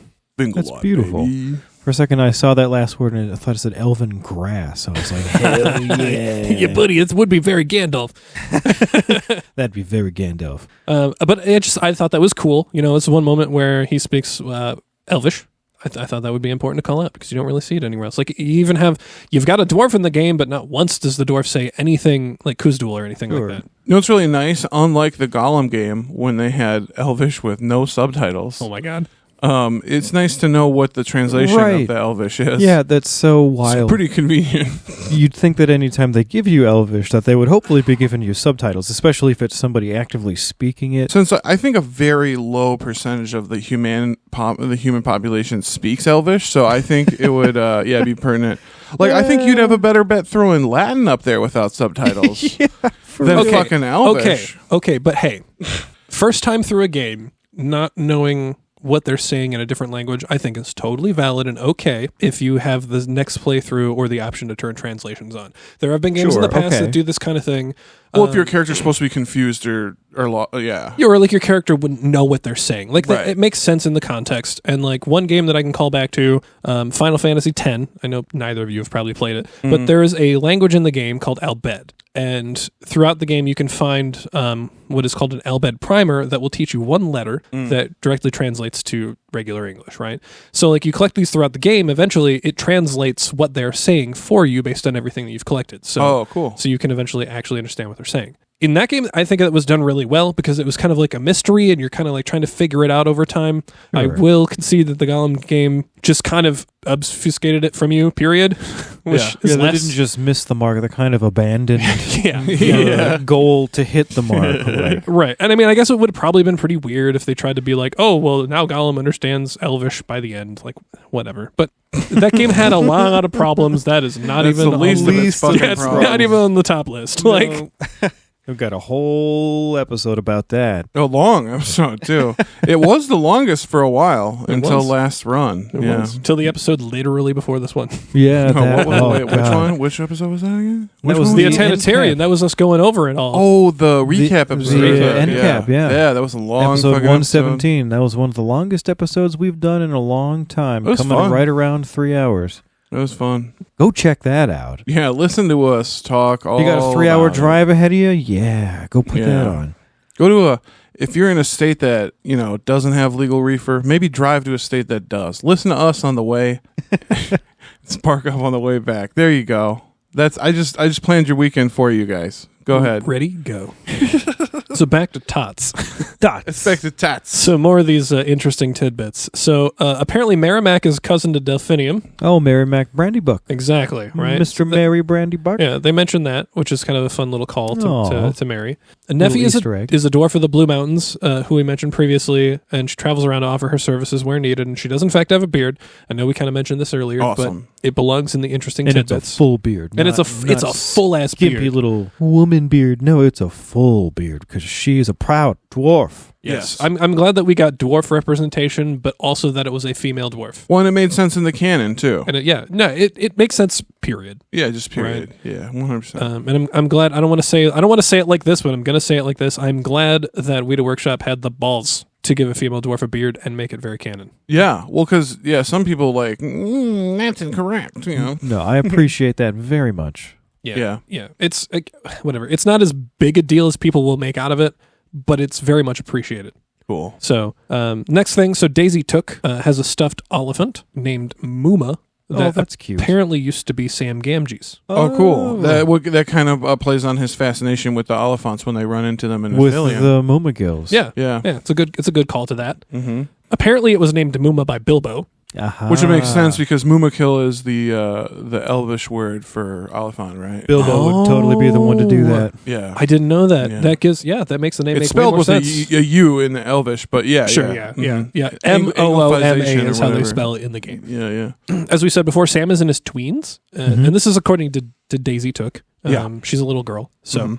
that just kind of gives us a little bit of timeline recognition and places us like kind of where we can see where this is taking place on the timeline. Yeah. Solidly like right before the Fellowship. Yeah, I'm events. placing this at anywhere it was like a decade to 15 years before that's where I kind of worked out. I had to for the sketch I wrote. I had to kind of figure out what the timeline was. Wasn't Frodo in his 30s around the time that Bilbo went off without the ring? Yes. And then like another 30 years passes. Well, because Bilbo had his 111th birthday at the same time Frodo had his 33rd. And then he holds onto the ring until he's like 50 some, and then he leaves. So yeah, the maybe Shire, we could say at most this game takes place like a decade prior to those events. Mhm. Yeah, it's or somewhere in that ballpark. somewhere in that ballpark. Yeah, and that's a cool way to sleuth that out by looking at that Sam reveal there. Yeah, because you really don't, like, it doesn't give you the year or anything else in the game. So No, it says third age at the beginning. But third age. It's about what we get, right? I mean, that's a pretty 3,019 years. So like it could be. and we know the Shire is in there somewhere, right? In several different points. So, and of course, Rosie mentioned we mentioned that she talks about Sam, but she talks about Sam like on a few different occasions. It's not just that one letter or whatever. So like a couple little Sam Easter eggs in Rosie dialogue. And then one Hobbit at one point states that Bilbo apparently is known for having good taste in waistcoats. Oh, Nice. okay. He did always have a waistcoat. He always did. Yeah. And you with can- the brass buttons, I believe. And you can totally purchase yourself a waistcoat from Nora if you want to be a snazzy looking Hobbit. nice among other things. and I do, of course. Yeah. Okay, so the last couple of little interesting tidbits we have, there are a couple of stories that are told by characters when you go through their reputation levels, and they kind of, they give you like little short side quests here and there, but a couple of them tell you a couple of stories, right? Story time. So we're going to start with the first one, which is Nora recounting a story of the Cottons and the Sandymans and how they came to be in Bywater, or at least where it all started, right? Because we know like from the beginning that they kind of have a rivalry, and this is kind of where we learned where it started. So Yeah, it's like a feud. yeah. Their feud, their generations long Their feud, generational feud. So Danny's going to read out the story told by Nora. Hundreds of years ago, the Cottons came to Bywater all the way from Brandywine Meadows. One day, another family arrived, and the Cottons went to meet them. The father of the family was turning a round stone to produce a grinding noise. "Can you help us?" asked the new family. "We've lost our dog. He usually comes back when we grind this stone. Can you do it while we look for him?" The Cottons wanted to be helpful, so they ground that stone half the afternoon. It was almost evening when that family came back carrying some trout that they'd fished from the river. The Cottons had been grinding corn in a millstone. The new family laughed at them and didn't even share the trout. So the Cottons picked up that millstone and rolled it down the lane. The other family chased after it, yelling and screaming. The millstone landed with a splash in the water. The other family couldn't stop in time, and they went in the river too. That family's name was Sandyman. They and the Cottons haven't got on ever since. Those shisty little Sandymen. Yeah, they're dicks. Yeah, and I don't know if this is like canonically true, but I like that we were given a little bit of the story. They tricked him into working the mill? Yeah. That's not okay. No, that's not okay. Yeah, you said there wasn't any coerced slavery in this. You lied. You did actually say that at the beginning of the episode. I'm just trying to keep things under wraps until they're uncovered, I want that to be the big reveal. The big reveal. The Sandymans are actually... The Sandymans are slavers. Slavermen. Yeah. So They had to change their name when they came to Hobbiton from Slavermen. Jesus Christ. All right, so we've got one more story. This one is told by Neffy the dwarf. The dwarf story. I thought it would be interesting to include a story told by the dwarf, just because dwarf, right? It's a game about hobbits, but we Yeah. get a little bit of neat dwarf lore. Yeah, I also love how you can clearly tell that the storytelling is very different too. Like, Yes. The character Neffy definitely has a particular way of talking. A lot of it's kind of like short-winded, small sentences, kind of straight to the point, a little blunt. So Brutalist, really. Yeah, brutalist. Yeah. Mm-hmm. So this one is called King's Great Joy, told by Neffy, and I am going to give this to you. So here we go. Many years ago, before the hobbits came, this land was nothing but ruins and grass. There was a king. He fought many battles for his people, but the kingdom was small and his people were few. The road here was built by the dwarves, from our home in the Blue Mountains to the halls of Khazad-dûm. My people protected the bridge and kept the road free. Friendship was great between the king and the dwarves. My people crafted a mighty gift for the king's great joy. Perhaps it was a great weapon to defend the king's land, a sword to cleave his enemies, or a helm that no blade could break.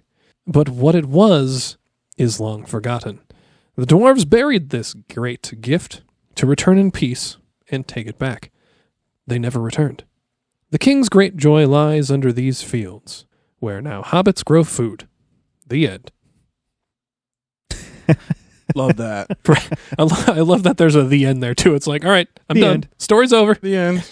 Yeah, Neffy's a great character. Again, I'm glad they included a dwarf. It's cool. It's just cool. I like it. Yeah, and honestly, it's kind of a unique thing, but it also plays into, like, there's a couple moments in the story where you do something that requires a character who is good at crafting things, Like And a skillful. a skillful crafter. artisan or somebody who can work metal. and who does that better in Middle Earth than fucking dwarves? than fucking dwarves, right? Yeah. So I really love the story. Like, it's just a little folklore. Yeah. Like, it's a little like, it's almost like a little Fargo-esque. Like, yeah, there's some treasures buried out there somewhere in a field. Yeah. That, you know, nobody's really doing anything. We're just growing corn on top of it. It's funny though, because it doesn't really give you any like strong details. It doesn't give you any specificity. It's kind of very generalized, and Yeah. it's kind of like, okay, if you're gonna write a story in a game where you're making up characters or something, like I'm sure Neffy is a made-up character, make it kind of believable, but also very safe. Like it's a very safe story to tell, and it's unprovable. So Yeah, I like it. I like it a lot. yeah, and that's yeah. that's all I got for the tidbits. But we have another bit that we got for you. Speaking of stories we'd like to tell. Yeah. Yeah. We gotta honestly. No, Danny, you introduced us. You wrote the bit, so what do you got? Well, this is another Tolkien what if. I know we did. We've done a few of these. I fucking forget how many, but we've done a few that we've called this. It's not really a formal series that we've done, but anyway, I think the last one I remember writing was fucking the Trial of Saruman, right? Oh, I suppose the Gollum one would have been a what if too. Yeah, anyway, for sure. This is a fun what if. It's going to be in the style of a Ken Burnsian documentary, which I'm sure Ruru's over the moon about because he's a big Ken Burns fan. But hopefully, all of you are over the moon about it too. 'Cause Yeah, so it's very interesting. all right, Tolkieneers, here it is for your listening pleasure: the Bywater War. The following is yet another KOT what if scenario. As we know, the conflict in Tales of the Shire is resolved peacefully. It is declared by the Mickle-delving assessor that Bywater does in fact have political sovereignty, and is not just an outpost of Hobbiton. What if this is not how it happened? What if the conflict were not resolved so easily? What if it had come to bloodshed? The following is an oral history of the most devastating conflict in Shire history. This is the Bywater War. That's a load of horse dung, I says to him. Bywater may have been part of Hobbiton once, but it has since gone out on its own, in a manner of speaking. Bywater is its own town, and that's that. But the folks from Hobbiton got riled up at that, and that's when it all started, that night in the Green Dragon. Who would have thought that it would all come to, well, what it come to? From the Diary of Roderick Leafwalker, March 1406, Shire Reckoning. The Shire, normally a peaceful paradise, populated by mild-mannered folk, it was about to be plunged into turmoil. It began, like many conflicts, with words. At the Green Dragon one night, an argument broke out. The question at hand, was Bywater part of Hobbiton, or was it its own entity altogether? The conflict became so heated among the locals that Mayor of Mickle Delving, Will Whitfoot, even wrote about it in his personal letters. What an absurd notion that our little backwater outpost across the river claims to be its own village. These river dwellers can't possibly think we would leave them to govern themselves.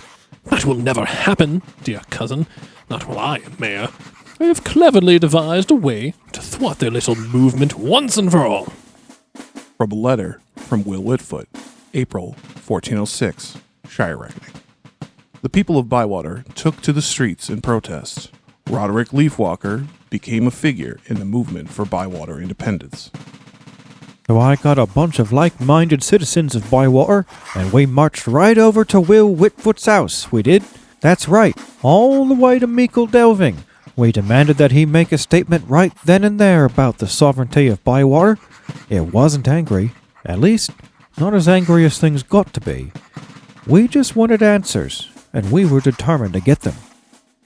From the diary of Roderick Leafwalker, May 1406, Shire Reckoning. Whitfoot addressed the crowd from his front door.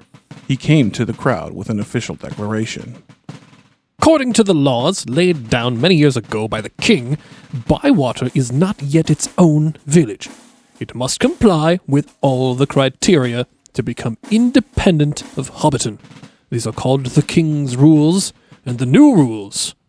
Satisfy both of them, and you shall have your independence. The crowd was not altogether satisfied by this declaration. They would comply with the demands of Mickle Delving, but there was discontent brewing, and it soon would come to a fever pitch. Roderick Leafwalker again found himself at the center of the movement. Well, we weren't happy about it, but we hobbits, after all, are a mild-mannered folk. We wanted to do things the right way, the legal way. It's just a shame that it wasn't enough in the end. The mayor had made his demands, but it wasn't in good faith. He never intended to give them their independence at all, even if the demands could be met. They marched right to my doorstep, dear cousin, so what do? But make a declaration. I give them hugely labor-intensive tasks that I know they are simply incapable of completing. The people of Bywater are simple, and their minds are simpler. They will fail, mark my words. From a letter by Will Whitfoot, June 1406, Shire Reckoning. Much to the chagrin of Whitfoot, the hobbits of Bywater completed their tasks with phenomenal efficiency and returned to Whitfoot's house, demanding the independence of Bywater be declared. Every hobbit able to make the march to Mickle Delving was on their way. This time, Whitfoot was prepared. He called every sheriff in the Farthing to come and guard his house. Every damn sheriff in the Shire was there. And Whitfoot, he wouldn't even see us. They told us to disperse, but we didn't. They came at us with clubs. But some of us, we had walking sticks and short knives. We came against them, the sheriffs I mean, and it was a bloody affair. The forces from Bywater clashed with the sheriffs. By the end of it, several hobbits from both sides lay dead, and several buildings in Mickle Delving were burned, including Will Whitfoot's house. We weren't going to take that, not on that night. No, something was different that night. We burned Whitfoot's house. But the bloody coward fled. We had to flee too, but most of us consider that a victory by the Bywaters. Mickle Delving won't soon forget the sons and daughters of Bywater. Roderick and his companions fled back to Bywater to find, to their horror, that the sheriffs from Hobbiton had surrounded the very heart of Bywater, the Green Dragon Inn. And that was it. They were at the Green Dragon. Even folks from Hobbiton drank there. They were cutting off their nose to spite their face. It was total war. The confrontation at Bywater would leave several more dead, all of them sheriffs. Before they fell, they set fire to the Green Dragon. Of all the things that happened, That was the worst. I mean, how could they? After that, things got really nasty. We hit Hobbiton, they hit us back. There was a whole hell of a lot of bloodshed. It went back and forth like that for a while. Then came the Battle of the 3 Farthing Stone. That was the craziest day of my life. Bywater forces would have one last battle. It was agreed upon. They would meet at the 3 Farthing Stone on Midsummer's Eve. A day normally celebrated by hobbits could have ended in total massacre, but it wouldn't, due to one person's swift intervention. From the diary of Gandalf the Grey. I came into the Shire 2 days before Midsummer's Eve. I was weary from travel, and I stopped at an inn in Weymouth called the Dirty Rag. It was the best I could find. While eating a particularly underwhelming dinner, I was treated to some uncouth conversation about the people of Bywater. They slandered the lot of them, but mostly Roderick Leafwalker. He was the real troublemaker, they say. They said there was burning and killing all across the Shire, and the two sides were meeting at the 3 Farthing Stone to finish it once and for all. I had to get there before it was too late. Both sides found themselves gathered on the would-be battlefield. Neither would back down. One side was commanded by Will Whitfoot, the other by Roderick Leafwalker. I cannot believe, dear cousin, that they would dare to meet us in open battle. We will crush each and every one of them and put an end to this Bywater war once and for all. We weren't scared. We were ready to fight. The Tooks had sided with Hobbiton, and we called in a favour from the Brandybucks of Buckland. Each side was ready to go. We weren't about to back down. Just as the call was about to be made by Whitfoot to commence his assault upon the Bywaterers, a bright light came from over the hills, and a voice was heard. Stay this madness, I yelled. Both sides looked to me and froze. I pleaded with them to stop, but their lust of battle was upon them. They charged at us, and we at them, but we were stopped. It was like we hit a wall of light. It was Gandalf, you see. He stopped us. You could hear his voice above it all. And then I said, I will give you a choice to make better choices. Behold! And then I cast a powerful spell. I called upon my friends Arion and Tilion, the purveyors of the sun-moon. I begged them to reverse their path and to turn back time to give them a second chance. A chance to do better. And wouldn't you know it? They fucking did it! Through the powers of the Maiar, Gandalf had literally turned back time.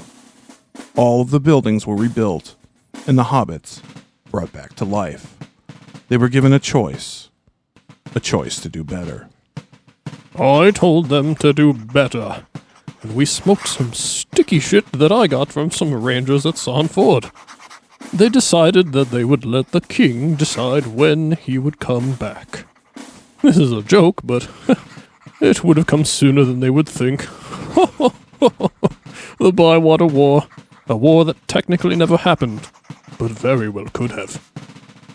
From the diary of Gandalf the Grey, Midsummer, now April again, 1406, Shire Reckoning.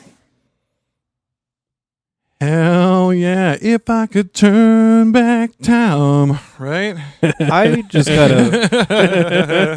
got a huge kick out of that, especially towards the end with the turning back time thing. When we were going, I stopped and I looked at Danny. I was like, "Did you just Superman this?" So anybody who's ever had to write sketches, especially comedy sketches, will tell you the hardest part is ending the sketch, right? You can come up with a whole bunch of funny stuff, but unless you come up with something that's funny and fucking makes kind of sense, it's not going to be a good sketch, right? So hopefully ripping off Superman, is that Superman 2? I don't know. I can't think remember. so. Just the one to be- where Lois Lane dies in like an earthquake or something. And then, shit.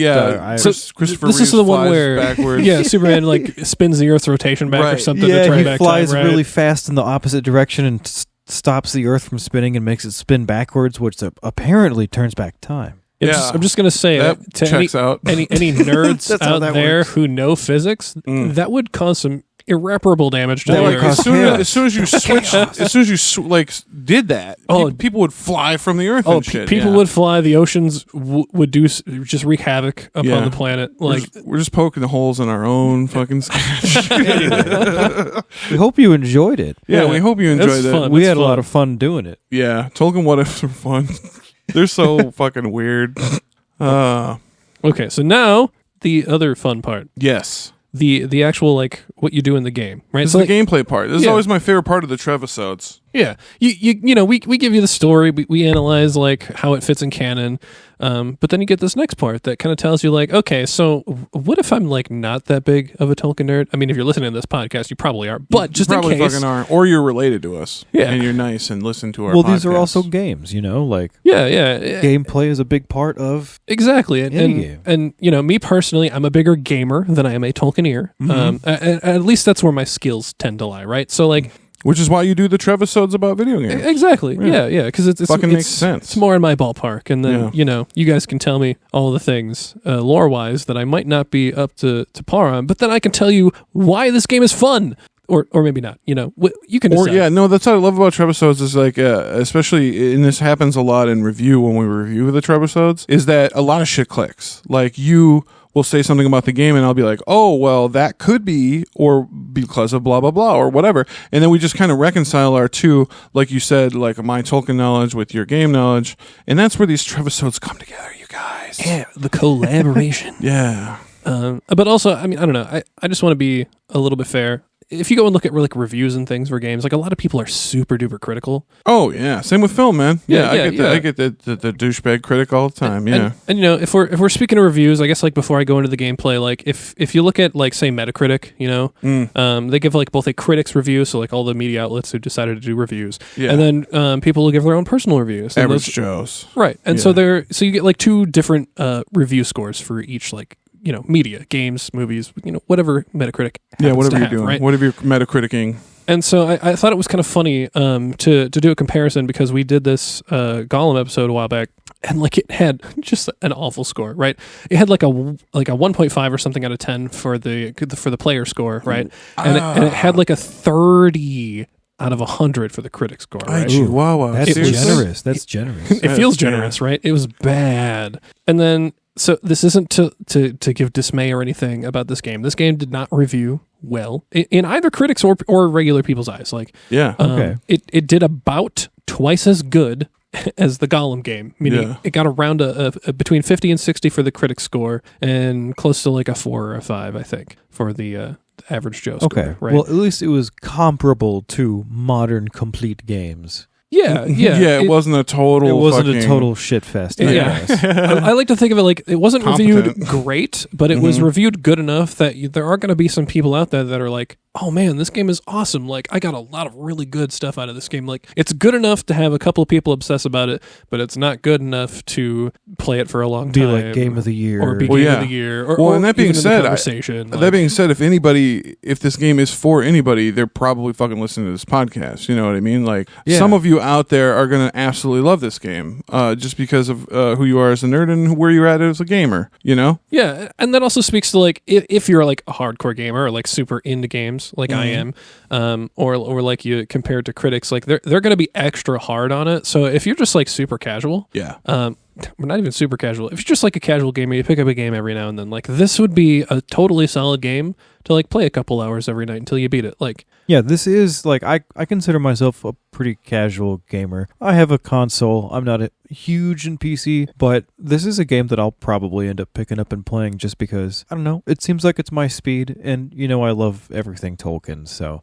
Yeah. I'm going to enjoy spending some time in the world, you know? Yeah, but bottom line, if you like Tolkien and you want to play something chill, this game would probably be really good for you. Yeah. You know, if you're a hardcore gamer looking for some like super in-depth stuff, it's going to leave you wanting. But I wouldn't say this game in particular is catered towards those hardcore people. So if you look at critic reviews, they're going to be harsher, and you should make your own opinion. Always make your own opinion. Don't even listen to us. You know what I mean? Don't even listen to us. Yeah. In fact, shut this shit off, man. What are you doing? What are you doing Fuck right wasting now? your time here, man. There, Go back to school. You know what I mean? No, don't do that. Don't do that, please. so one nice thing that I like really love about YouTube is that like a lot of people will put their like reviews and stuff, and some people will just post like a full like playthrough of a game. For the Gollum game, because like some games don't like really give you like a nice compendium at the end of like all the things that happened and all the lore and stuff. And Return to Moria, a game that I reviewed previously, had a lot of that cool stuff. Like it told you all those things, but like Gollum didn't. This game doesn't. So like there's some YouTube videos out there that can give you kind of like the experience if you're watching it, to help you formulate an opinion if you think this is a game for you.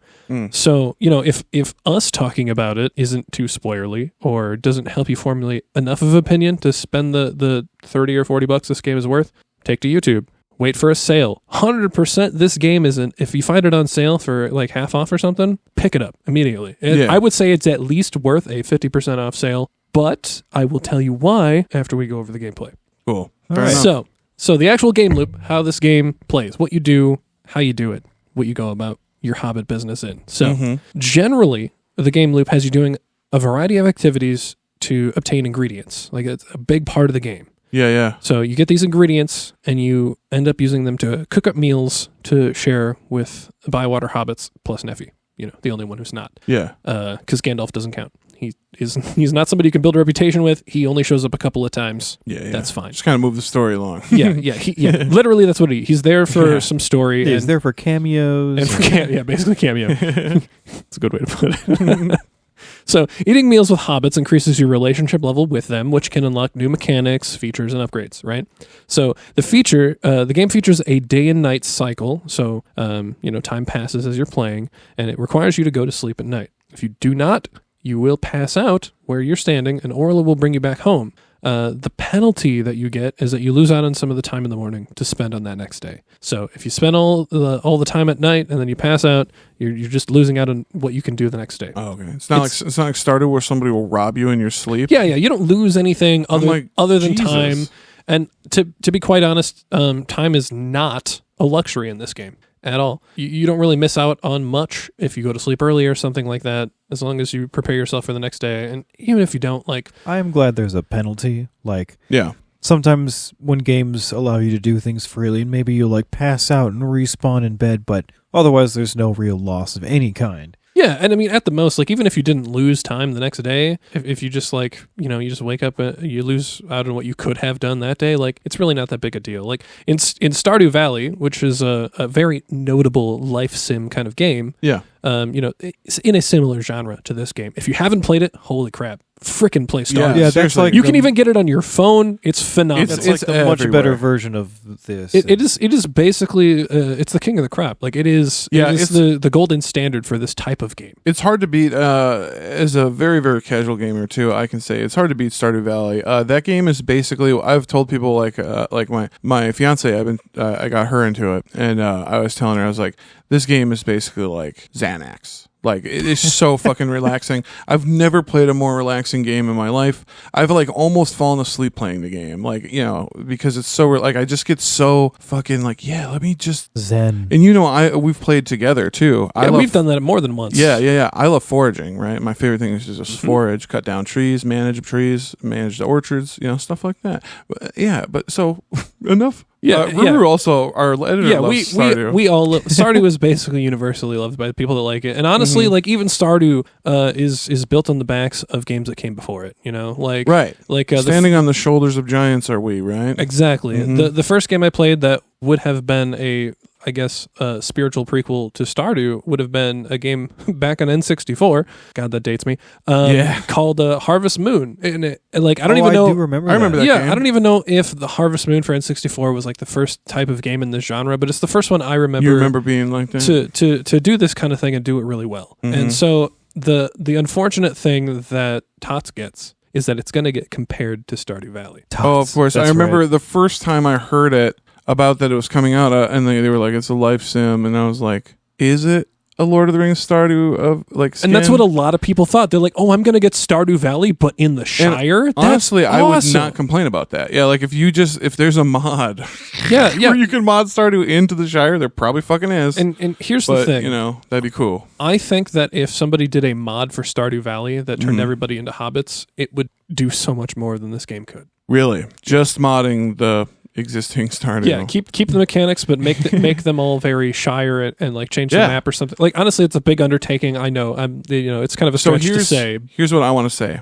If you think that's a great idea, if you're listening to this right out there, right now, I want you to give to the Patreon because I want Trevor to quit his job and make that want mod. Trevor to Oh, do. man. I want Trevor to quit and make that mod, It's baby. flattering that you think I have enough skills to do that. No, but you're the kind of person where if you had free time and enough food in your belly and your rent paid, you'd figure it out. Oh yeah, That's why you're an amazing person. Because if I didn't have to work a day job to pay Yeah. for bills, I would be creating all the time. you would do all kinds of crazy shit. Yes. Yeah.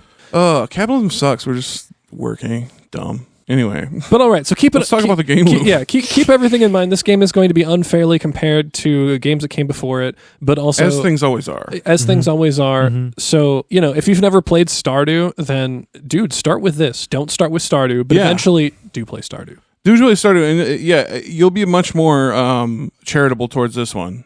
Yeah, Probably. and they're both chill games, low stakes. Like, Mhm. Stardew doesn't have to rely on like rights or anything. Like, I'm sure this game had only certain rights to do certain things with the lore and Yeah. keep it in canon. So, like the restrictions this game has is part of what puts it into a box. Right. But regardless, I digress. We'll talk a little bit more about that later. Mm-hmm. So back to the gameplay loop. So you make the meals, you share them with hobbits, you increase your relationship level with them by feeding them to unlock new things, right?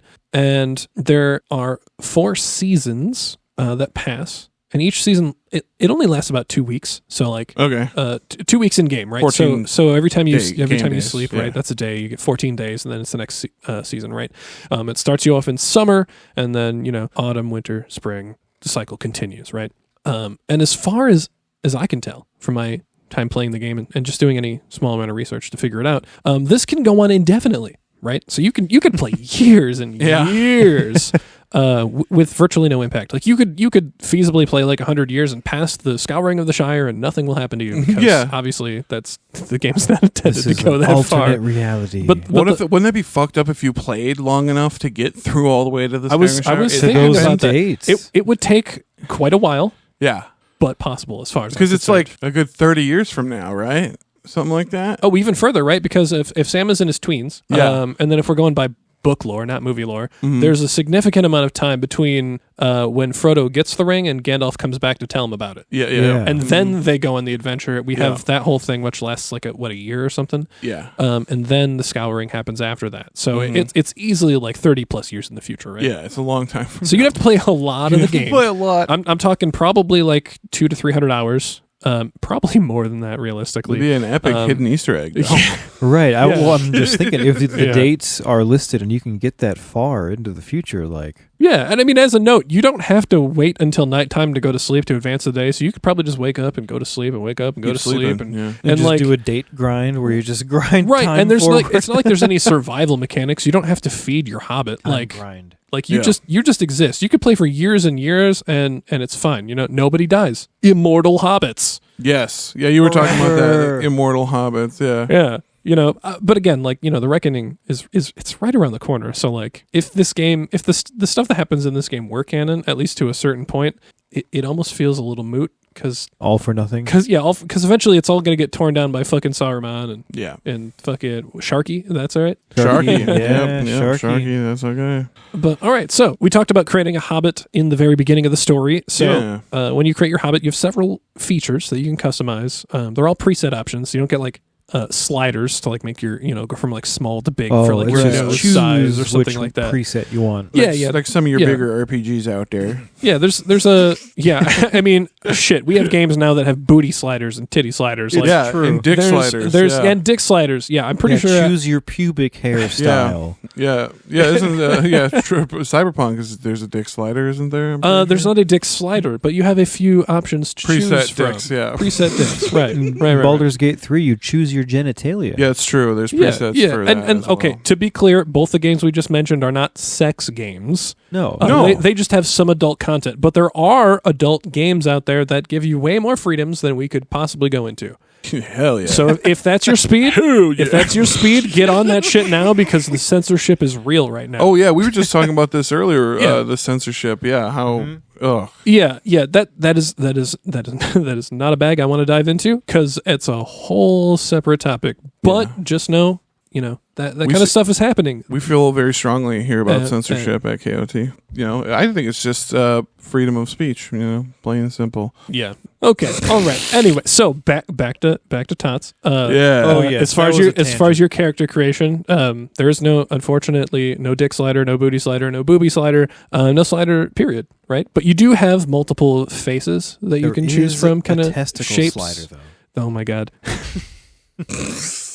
Joel found some mods I'm not aware of. You get to pick your hairstyle. There's even like your foot hairstyle. So like that's cool. Your hobbit hair on your feet. Love that. They're very proud of that. Oh, shit. so there is some kinky stuff. Yeah, that's for the kinky ones out there. Yeah, I guess if that's your flavor. And it is for a lot of people. So. Yeah, you get to change your eye color. There's a few different body shapes. This doesn't go into the whole binary male or female. But because not every dude looks the same, not every girl looks the same. Some people have wider hips than others. I went to college with a guy who had an hourglass figure. Like right, yeah, beautiful. It was still a dude. Yeah, I'm sure he feels a certain way about some of this stuff too. So. But no, it's nice that it's non-gender specific. Yeah, it's right. chill. And you do pick like a voice, if you're gonna have a male or female-ish voice, but your character doesn't actually speak. At most it's the sound effects you make when you're like I don't know shoveling or bopping something around. Yeah, or you're sprinting around. So it's just a feature. It's nothing to be worried about. And, if you're unhappy with the selections you make in your first encounter with a character creator, you can change your Hobbit inside your Hobbit hole anytime you want. That's always nice. If you decide that you don't like the male character that you created, you can make a female character or non-binary character if you care. It doesn't cost you anything. You can change your hairstyle, your foot hair, your face shape. Like you can do it all. So you can be whoever you want. You can even change your freaking name. Normally, you don't normally get a name change option, but you do in this game. And honestly, that just speaks to like one, how creative they want to allow you to be, but two, also like they don't want to lock you into something. Your name doesn't have any impact on the story at all, other than what you see and what you identify with. So it allows you to play you if you want to. Do they use your name in cutscenes? Like your name comes, like your character says a bunch of things in text dialogue. Sure. So your name is coming up all the time. Yeah. Like you'll see your name everywhere. Sure, displayed on the screen. Yeah, displayed on the screen. People will refer to you by your name. So okay. That's pretty cool. but it doesn't actually like nobody comments on your name. That would be like incredibly hard to program. Right. And stuff like that. So yeah, it's just another thing that you can change if you want to. You can pick a name, a Hobbit name, a whatever name, your birth name, a weird frickin' name. You could be Frankenstein's monster if you want to. Do what you want, You also get to choose from like some starting clothing. You don't have a lot of options, like a couple of different, like a pants and a skirt and a shirt and a blouse, like that kind of stuff, just like the basic things. But later on, once you've like made a little bit of money, you can go to Nora Burroughs and purchase more things for your wardrobe. And if you upgrade their reputation with Nora, she ends up selling more things for you to be able to customize your character, which is fun. Like a huge thing for me is character customization. I love being able to play whatever character I want. I love being able to dress them up. If I had dolls as a kid, that's probably what I would have done, is deck them out and customize them. But instead I got video games. And honestly, there's a lot more freedom there. So, but on to more mechanics, right? So the general movement or how you move around the world in the game, pretty much, you can walk. And you can kind of like, if you push the stick all the way, like the thumbstick on a controller, right? You kind of go into a jog, and then if you there's a button you can press that will cause you to skip. Yes, that's right. The skip to the loo, Skipping my darling. mechanic, Right? I love it. We thought that was their form of running. Yeah, but like it's not. Initially it seems like like most games, if you're a gamer, you're like, I have my walking or running speed, and then I have my sprint, right? And so I was like, oh, cool, there's a button to do a different movement action. I must move faster.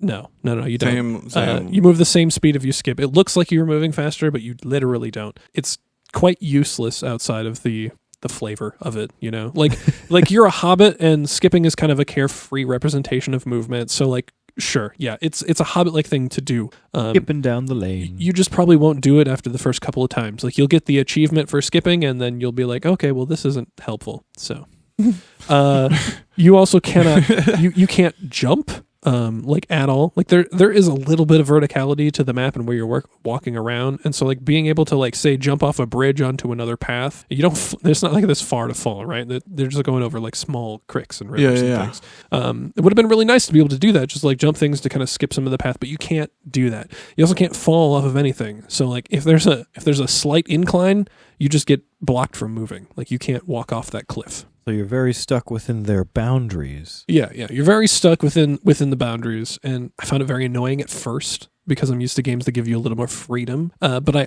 also can sympathize with the amount of effort it would take to do all the programming and the testing and the functionality of being able to fall off of something and landing. Like, I don't know of people out there if you know a whole lot about game development, but the littlest thing can take ridiculous amounts of time to make work. And for such a simple game and a mechanic that's not important to the overall game. Yeah, so I guess I can understand. Why bother? Yeah, I can see why they wouldn't have bothered. So it's fine. It's one of those things where like I was like, oh, I wish there was more, but there's not. Okay, moving on. Okay.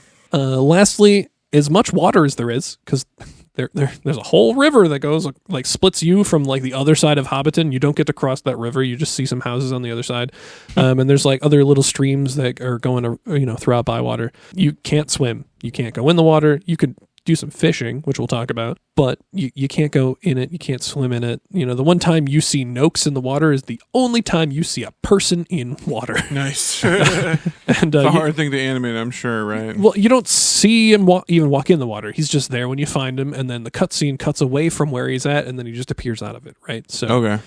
So you know, again, swimming and water-related mechanics. There are a lot of games that have water that completely avoid you being able to see it. Shucks. There was a game I was playing a while back. I can't remember the name of it.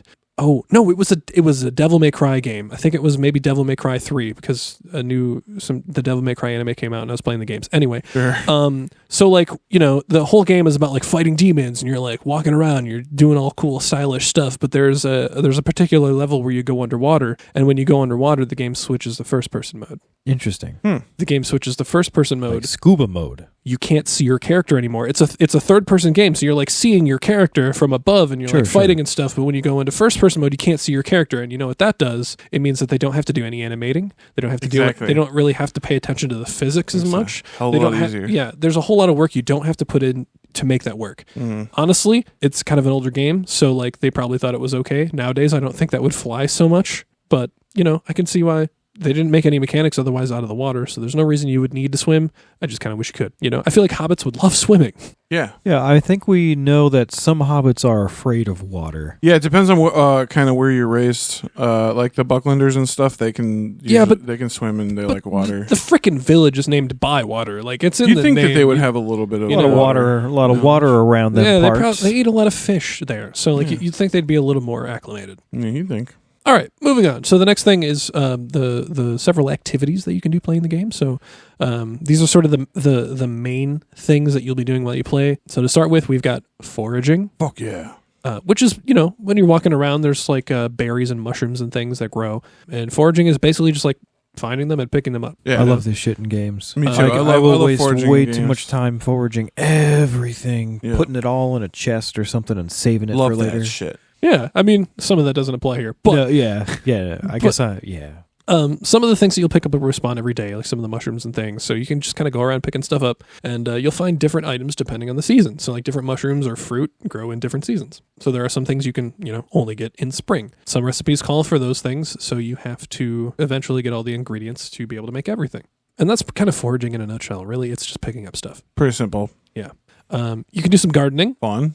Which you would kind of expect from this kind of game. Yeah, you know? of course. So the way that works is so you can buy seeds from Farmer Cotton, and then you can place them in a planter. You get some seeds for free. and you get some planters for free, just to kind of start you off. But if you want to be able to plant more things at once, you have to buy more planters from Cotton. You can't just plant in the earth near your home. You have to have a planter, which is, it's just like a wooden box with dirt in it. Like an above ground planter kind of thing. Exactly, yeah. The kind of neat thing though with the plants, it's a little more complicated. So there's a happiness system for the plants. Oh, cool. So certain plants, if you plant them next to each other or in the same planter specifically, they will produce a better quality produce, right? So like That's kind of cool. I don't specifically remember what goes with what, right? But like you can plant pumpkins and corn and things, and say like the pumpkins and the corn were like had a happiness factor with each other. Mm-hmm. You would see that it'd show you a little smile when you're going to plant, and when you plant them, when they grow, they just have a chance to be a higher rarity. Yeah. And the higher rarity, it goes from 1 to 3 for any of the ingredients, for any ingredient in the game. That includes foraging stuff. So like when you're picking things up when you're foraging, they have a chance to be a higher star rarity. Yeah. So the plants do that too. That's cool. That's like true life that happens, right? Certain crops. Yeah, there's some crops you don't rotate plant them, next to each other. right? Yeah, or you'll plant them next to each other. It's all about nitrogen fixation or some thing like that, if I remember right from biology. Interesting. Cool. Well, and sometimes that works like you plant one crop for this season, next year you'll plant another crop in that season to reintroduce nutrients into the soil. Yeah. So it's not like planting them next to each other, but rotating crops. Rotating crops, yeah. Yeah, smart thing to do. Yeah, smart thing to do. I'm sure hobbits did it. Yeah, you'd think They'd they be figured if it anybody out. in Middle Earth did it. Or hobbits you know did what? it. When we didn't rotate crops, you know what happens? Dust Bowl. The fucking Dust Bowl. Yeah. Do you think the hobbits Dust had their own Bowl. Dust Bowl? The hobbits had their own dust bowl. They figured out how to rotate crops. Imagine, yeah, they had to learn the hard way, like we did.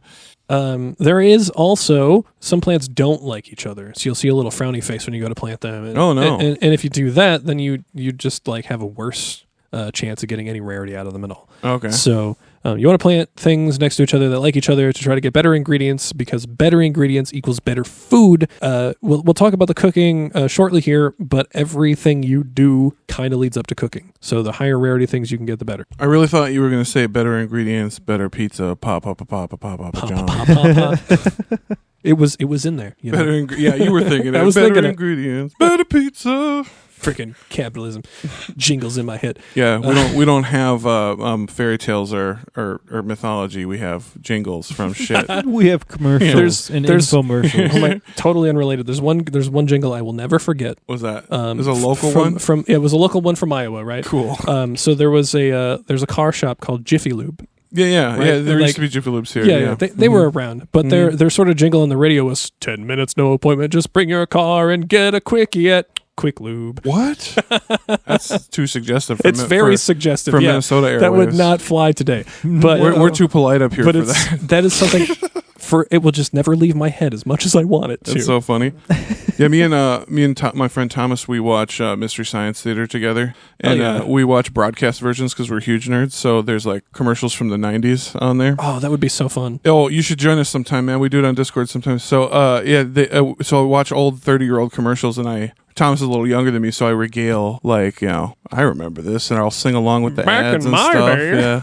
What's And a they're Capri Sun? the dude that we got the rips from is from Minnesota too, so it's local commercials as well. So it's local commercials from the 90s and 2000s. It's fucking awesome. It's what a day to spend, a way to send a Spatterday. So aside from the happiness and sadness of the plants growing next to each other, you also have to water them. And after a number of days, each plant has its own number, they'll grow big enough to harvest. Nice. And it does have a chance to like rain any day, so you don't have to water your plants on days that it rains, right? That's nice. But you do get a watering can like right away when you're able to start planting stuff to be able to water them immediately. If you don't water the plants, they'll just stop growing until you water them again. They just kind of sit there. They So pick that shit up again. so to bring this back from earlier, immortal plants. Immortal. Yeah, they don't die. But like seriously, you can plant flowers in the spring and they'll live all the way until next spring. Like totally fine. Cool. But it does have to be said, some plants can only be grown in certain seasons. You'd think that's So like you're not going to grow strawberries in winter, but you can grow them in summer, right? So if you were to, I don't even think the game gives you the option to plant things in the off season, but if you have them left over from a previous season, they will just sit there unless you water them. okay. And I'm pretty sure they will still grow regardless of the season if they're already planted. Gotcha. Interesting. So it's very forgiving in that respect. If you forget about your plants and you go into the next season, you can still finish them out to clear out some space. But if you don't want them, You get a shovel. You're given that right away too. The only thing the shovel is useful for is to undo your plants. Dig them up. Dig 'em up. Destroy them. Yep. So you can plant more in case you don't have enough planters, which you have to buy planters with money. And money is, there's not a lot of like easy ways to make money, but money is not super important in this game either way. Personally, I did a lot of fishing to start the game off because I like fishing mini games in games. Like when we play Stardew, I'm the fisher. Yeah, you Like, are. I have never successfully caught a fish in Stardew. It's actually pretty funny. I've played like 100 hours at least to that game, and I've never done it. It's funny. The thing about Stardew in fishing is it's not so hard. It's not friendly to non-gamers. Like you have to learn incredibly the skill. difficult. I find it super duper easy personally. That's funny. But self-identified gamer. Yeah. So, but the fishing minigame in this game is actually super duper easy, and it's actually the next thing we're going to talk about. So I used the fishing to make a bunch of money. I would just, when you catch fish, they're either used for recipes that call for fish, and some recipes call for specific fish, but other ones just any fish that you catch. Mm-hmm. But if you just get like a surplus of fish or whatever, or you just need to like make an extra dime to be able to purchase that next planter for gardening, you can just go catch a bunch of fish and sell them to Farmer Cotton or something. Nice. So as far as how fishing goes, so there's certain spots around Bywater where the water has fish in it. It's very clearly visible that you can catch fish there. You'll see like fish in the water, like silhouettes of dark fish under the water. And if you cast your line next to one of these fish, they'll come up. They'll make a little sound. They'll come up and they will do they'll bite your bait, right? You don't have to put out any bait or anything like that. It's super simple. You just pull out the rod, throw it out, right? There's a little mini game. So like when the fish bites, you press the button, and then basically all you have to do is hold your stick in the opposite direction that the fish is trying to travel. So like resisting the fish, and then you hold another button and you slowly reel it in, right? If you hold the button down for too long, your line will snap and you'll just have to try again, right? But that is the detriment. You just have to try again. You don't lose anything except the time that you took to do it. And the clouds. You don't have to like go fix your... Yeah, nothing breaks. You don't repair anything. Your fishing rod is just your fishing rod, right? So as you catch fish will kind of respawn as you're going throughout the day, or as you're fishing, right? And eventually they'll stop respawning. And so if you want to keep fishing, you have to go to another spot that has fish. So each location has different fish that you can catch. So like say there's you can go fish in the river. That'll get different fish than if you were fishing in the secret pond in the woods, right? Or like Old Ruby's pond right down from your home. Even the spot right outside of Old Nook's home is for instance, is the only place you can catch the hardest fish in the game. But, just to go, that each spot has its own fish. And the type of fish you can catch depends on the season and what time of day it is. It sounds like it might be a little complicated, but it's really not. It's pretty simple. You have like a little encyclopedia in the game that goes over like all the things that all the different types of things you've collected and stuff, and fish are in there. And so if you go in there and you look at the fish, even the fish that you're missing, you can kind of see some details about like where would I need to go to catch this fish? What time of day can I catch this fish? So the details are there. Like you can find out what you need if you need to pick a certain fish that you want to catch. But yeah, it's pretty simple overall. It's a very easy fishing game. And I mean, that's pretty much it, right? You just fish, you pull up the fish, you keep the fish, you do more fishing. You either cook the fish or you sell the fish. Like Eat the fish. Pretty much what it comes down to. Give it to us raw. And wriggling. Also, I found it super weird, but kind of funny that Old Noakes refers to the fish as Mr. Fishy. Anytime he talks about the fish, it's Mr. Fishy. Dang. It's a little weird. It seems a little kiddish for the oldest hobbit in the village. He's grown up, yeah. But I also like to think Noakes is a little senile. So It kind of seems that way from what I'm gathering here. Could be dementia. Yeah. Hobbits have dementia? That's sad. That sucks. all right, so the big important mechanic, the one that is really the bread and butter of the game, really the most complex mechanic. Oh, that's funny. I get it. Bread and butter. It's cooking. It's the cooking. Everything you do, the foraging, the gardening, the fishing. It's all for the cooking, all baby. of it leads into the cooking. I did it all for the cooking, right? The cooking. You can take that cooking. This is about to make me hungry, I feel. Okay, so cooking, being the most complex mechanic in the game, let's just kind of go over it from start to finish, right? So the first thing you do in cooking, you go to your kitchen in your hobbit hole and you choose from a list of recipes that you own. You do gain recipes throughout the game by doing different things, but you don't start off with very many. So each recipe has ingredients specifically for it, sometimes you need like a specific fish or a particular fruit. But otherwise, it's kind of general, right? So each ingredient that you pick has the star rating that we talked about from 1 to 3 stars, and they also all have their own flavor kind of category for it, which can be one of 5 things. It's either salty, sweet, spicy, sour, or bitter. So the 4 S's plus B. Okay. Plus B. Plus B. B. Certain combinations of flavors will give you a bonus to the quality of your meal. So if you combine like, sweet and sour or like sweet and salty, right? Like Sweet and sour is a popular I'm sure dish. anybody Sweet and sour listening chicken, who yeah. thinks anything about food can go, oh yeah, like that makes sense, right? Like you combine certain flavors together and it enhances the overall thing. Like it works really well together. So that helps you to get a better quality meal. You know what have you seen Ratatouille? You ever seen that film? Maybe once. So there's a part in there where he's explaining to the other rat what complex taste is like and cooking is like, and they do that like visual thing with and he's like eat this piece of cheese and now eat this, and then they like the visual like dances together into a whole different thing. That's kind of what eating taste shit is like, eating food is like, right? Yeah. I mean, I could see that as a pretty apt description. Yeah. Or example. They did it best, I think. Yeah. Ratatouille did it best. Yeah, as they always KOT do. endorsed. Yeah, Pixar killing it. Yeah. So your flavors will help you to get a better quality meal. Yeah. And like I said, some recipes require like specific ingredients, right? Like some of them need a nut, but some of them need a hazelnut in particular, Okay. or like something specifically needs bacon, or it could like be any meat that you happen to own, pork or fish or something, right? Mm. And a lot of them are general categories for the most part, but some of them are very specific. So the better quality ingredients that you use and the flavor combinations that you use will get you a higher quality meal, ranging from 1 to 5 stars, right? So like the ingredients have 1 to 3, your meals can go from 1 to 5. You get a flavor, you absolutely have to get the flavor bonus if you want to get higher than 3 stars. So because all food ingredients have up to 3 stars. So if you select all 3-star ingredients, but you don't do any of the stuff like flavor combinations to get that extra quality out of it, you will only be able to achieve 3-star meals. It is important to be able to achieve higher star meals, but we'll get into why in a moment here. So once you've got all of that squared away, you get all your ingredients picked out, you actually have to do the cooking. And this is like the most fun part of the game is this whole process right here. Cooking. Is the cooking. Like everything leads into it, so it makes sense that it is the most complex mechanic, but it's also nice that it is actually pretty interesting. And once you figure it out, you're like, oh, bam. Like I know exactly what I have to do. It really comes together. Like you're like, oh, I need to get this ingredient. If I don't have a higher version of this ingredient, I can't make the higher star meal that I need. So like it really helps you pinpoint what you need to do.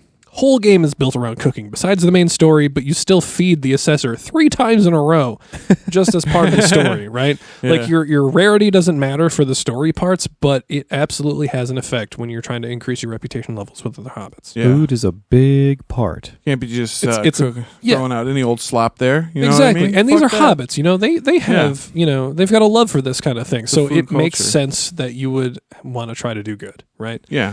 So the first thing that you're given an option to do when you get all your ingredients put together and you accept that you're going to make this meal, right, is you're given the option to chop the food.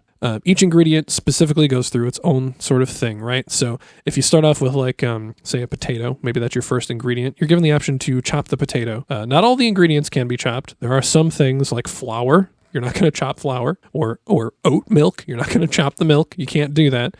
But what the chopping does is it makes your meal either smoother or chunkier. And that's an important thing. We'll get into why, but chopping the food makes it smoother or chunkier, right?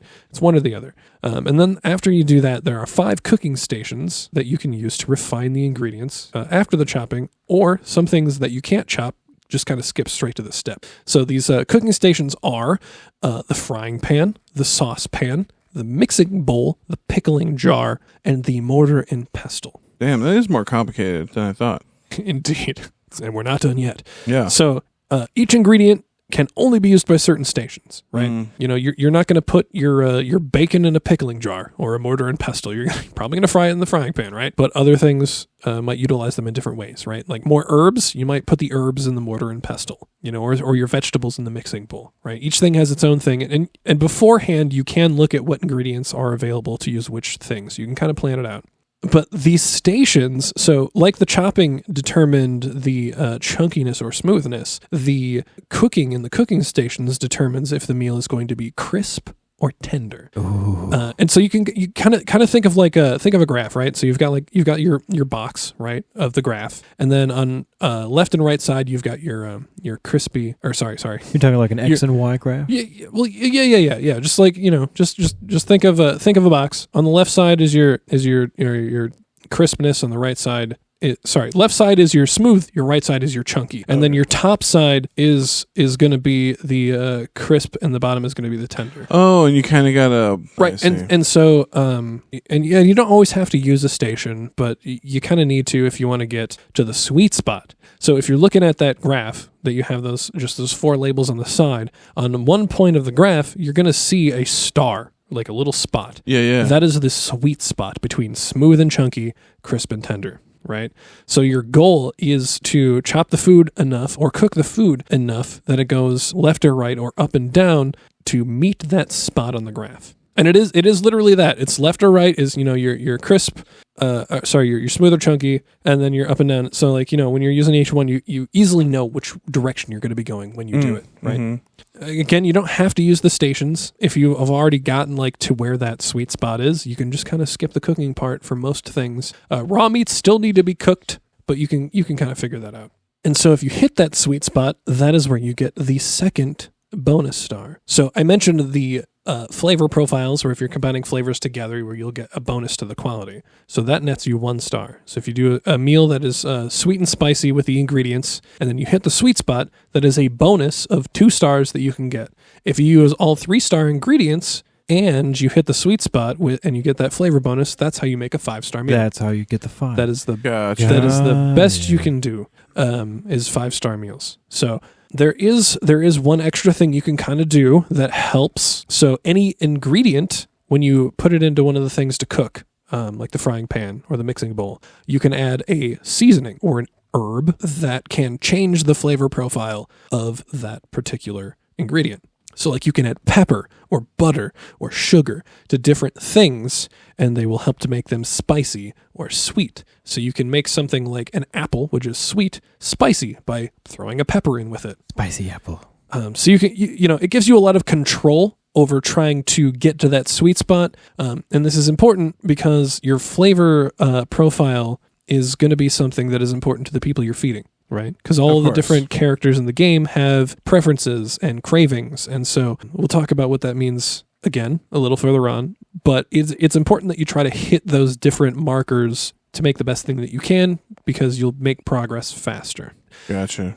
Once you do all that stuff and you hit that sweet spot and you're done doing the prep, there's actually no like finalizing, right? You don't stick it in the oven and wait for it to be done. It's just done. So once you finish that like process of chopping and doing the cooking and mixing or whatever, it's just done. Your food is good, ready to go. Ba-bam.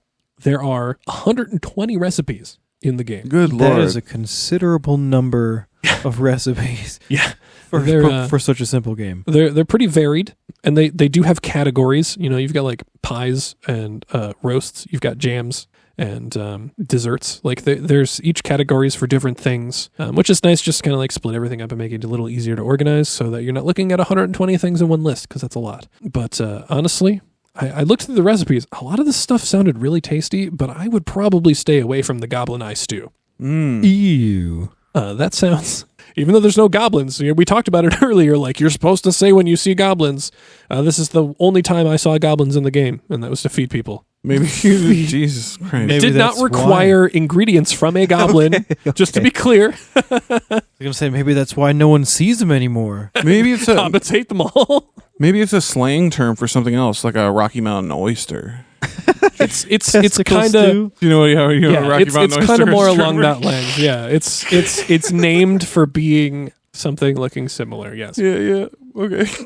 So once your meal is done, you could save it for later to feed to one of Bywater's many citizens. You've got like a one storage spot that can only store ingredients or finished meals. Funnily enough, you can pick up like raw wood near Willow's farm. You can't store that. Same thing with flowers. You can't store flowers. They just suck up your inventory space, which is super limited. Yeah, don't pick them up. I'll go into how annoying that is, but you seem to have you feel some sort of way about it. I have some strong feelings about some things in this game. There are some choices, but yeah. So, but your food never expires. It doesn't go rotten. You store it, you keep it in your inventory. It doesn't matter. This is finished meals, ingredients, fish. You can pick up like a freaking cranberry in the summer, and it will last till the next summer, and the next summer, and the next summer. This is immortal food. Immortal. Is this joke getting old yet, or is it timeless? Okay, I'm done. Now it's getting... Honestly, are they in Valinor already? Right. Everything is immortal? The hobbits are immortal. The food is immortal. You have given them bread from heaven, and containing in itself all delight. Amen. Remember that? I will say the bread from heaven. I bet that doesn't expire either. Nothing Remember, expires. the Lord gave it to them in the desert. Yeah, it never expires. Yeah. The sell-by date is infinity. Yeah.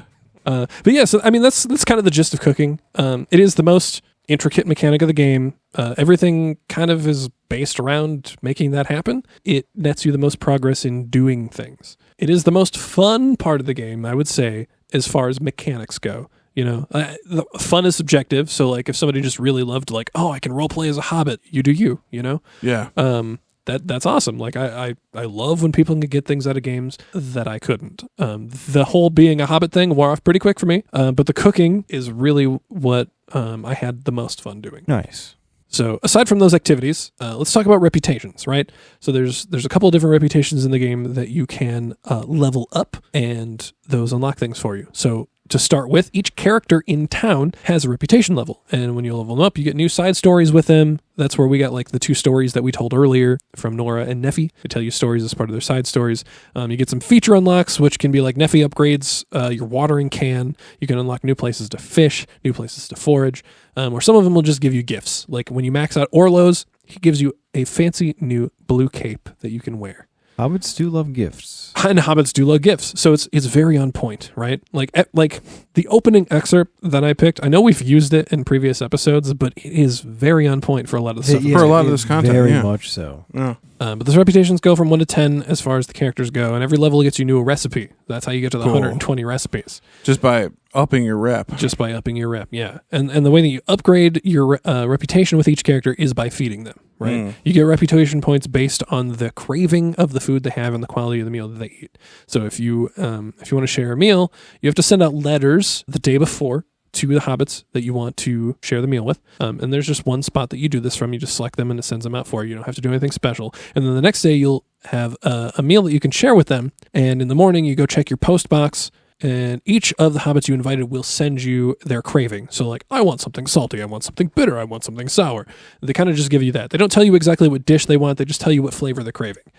Okay. And so then you can just wait till that morning, find out what they want, cook it up real quick, and then go to the location that you chose to eat. So that could be your home, that could be the Green Dragon, that can be the 3 Farthing Stone. Like there's several places you can go to share a meal with, and each place has a certain number of hobbits you can share a meal with. Right? At home you can only serve 2, but if you go to the Green Dragon you can serve 4. I imagine you're like running through the streets of Hobbiton with like a big pot of stew. Just like, I'm headed over to the Green Dragon to feed my friends. Yeah. And so that's soup for my family. That's soup for my family. It's a major part of the game is selecting who you want to eat with, and then giving them the food they want and leveling up their reputation to get unlocks. And that all stems from the cooking, right? You're cooking to do this to make it happen. Moving on, so there's also the tales in this game, which the normal person might just call a quest or a mission or whatever it is. I kind of like tales. Yeah, it feels appropriate. Yeah, it's very on theme. So you have a log which tells you which quests you are currently doing. You can't view old quests, but you can see the ones you currently have. Each story mission is listed as you go. So like as we were going through the story, there's a mission for each individual spot that tells you like where you need to go or what you need to do, the kind of thing you need to do. And as you gain reputation with the villagers, there'll be their little side quests that remind you to like go visit them or bring them the thing that they want or something like that, so that way you can advance the relationship with them, because like they level up, but you don't actually continue their like storyline until you go talk to them and spend some time with them.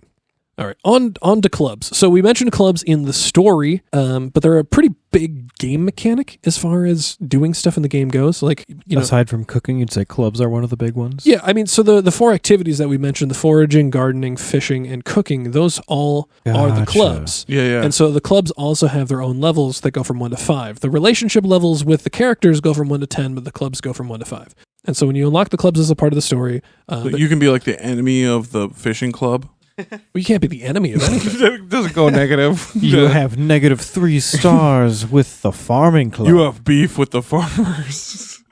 That's the last person Again, you want to have issues with. Yeah. Low stakes, no conflict. Yeah, exactly. So, yeah.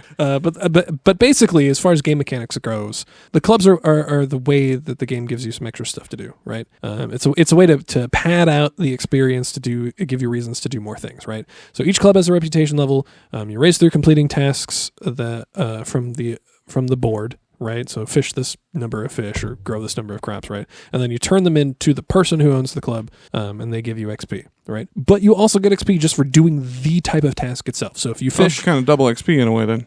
kinda, right? Yeah. I would think of it more as like if you're fishing, you're getting passive XP, but if you're doing a mission for or you accepted a mission from the club to do a certain number of fish, that's like your active XP, right? Sure. Because you get more experience or reputation level from doing the missions than you do from just doing the base task. Cool. Right. Yeah, that makes sense. And again, they're just tasks. They're just things to do to be able to do it faster, right? Mm-hmm. So like I said, the reputation goes from 1 to 5.